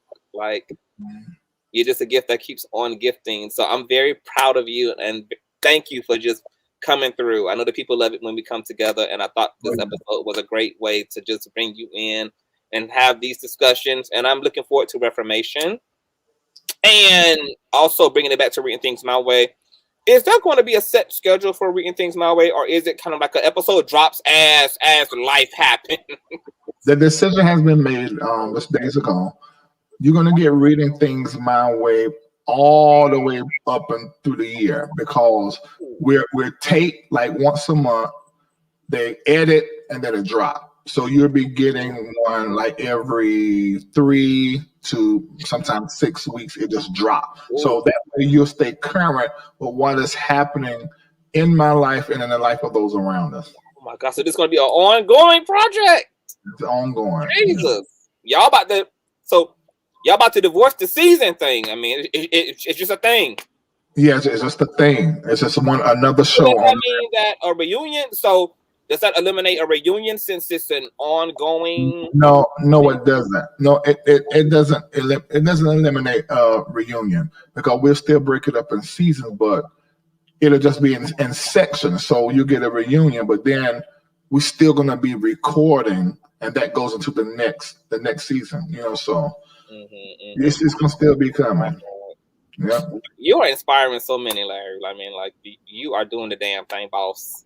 So just keep doing the damn thing. I will. Yes. Well, I love you. Thank you for being here.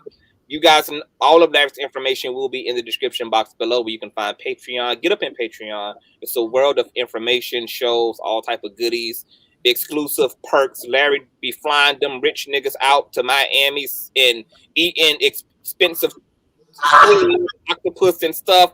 Get up in that Patreon, honey. Like, he gonna treat you real good. Treat you real good up in that Patreon. So make sure y'all do that. Any music coming out? Oh, you're prophetic. There's a CD I done many years ago. I was not happy with the production. I took it down. You can't get it anywhere. But some of those songs I put on my last gospel project, It Shall Come to Pass. Well, there's another project I was not proud of. So it'll be disappearing from everywhere in a few days. But I'm in the studio, just started today, to redo some of those songs and re-upload the entire project. So yeah, there is a new project that's going to be coming out. Should be finished by the time we have Reformation. My God, today. See, we be here. I be on your ass. I be on your ass. Well, once again, all of Larry's streaming information will be below. Continue to be great, Black man. Thank you for being here. I love you to death. I'm proud of you. Thank you for being an awesome mentor and an even better friend. You mean the world to the platform. So just thank you. Thank you, and I love you too. And you're doing great, Conscious. Just real great. Thank you. Thank you. All right, get your ass out of here. I'm gonna close the show out. You guys bid Mr. Larry a farewell. He got shit to do. This was a wonderful show. I love you all. Epic content, girl.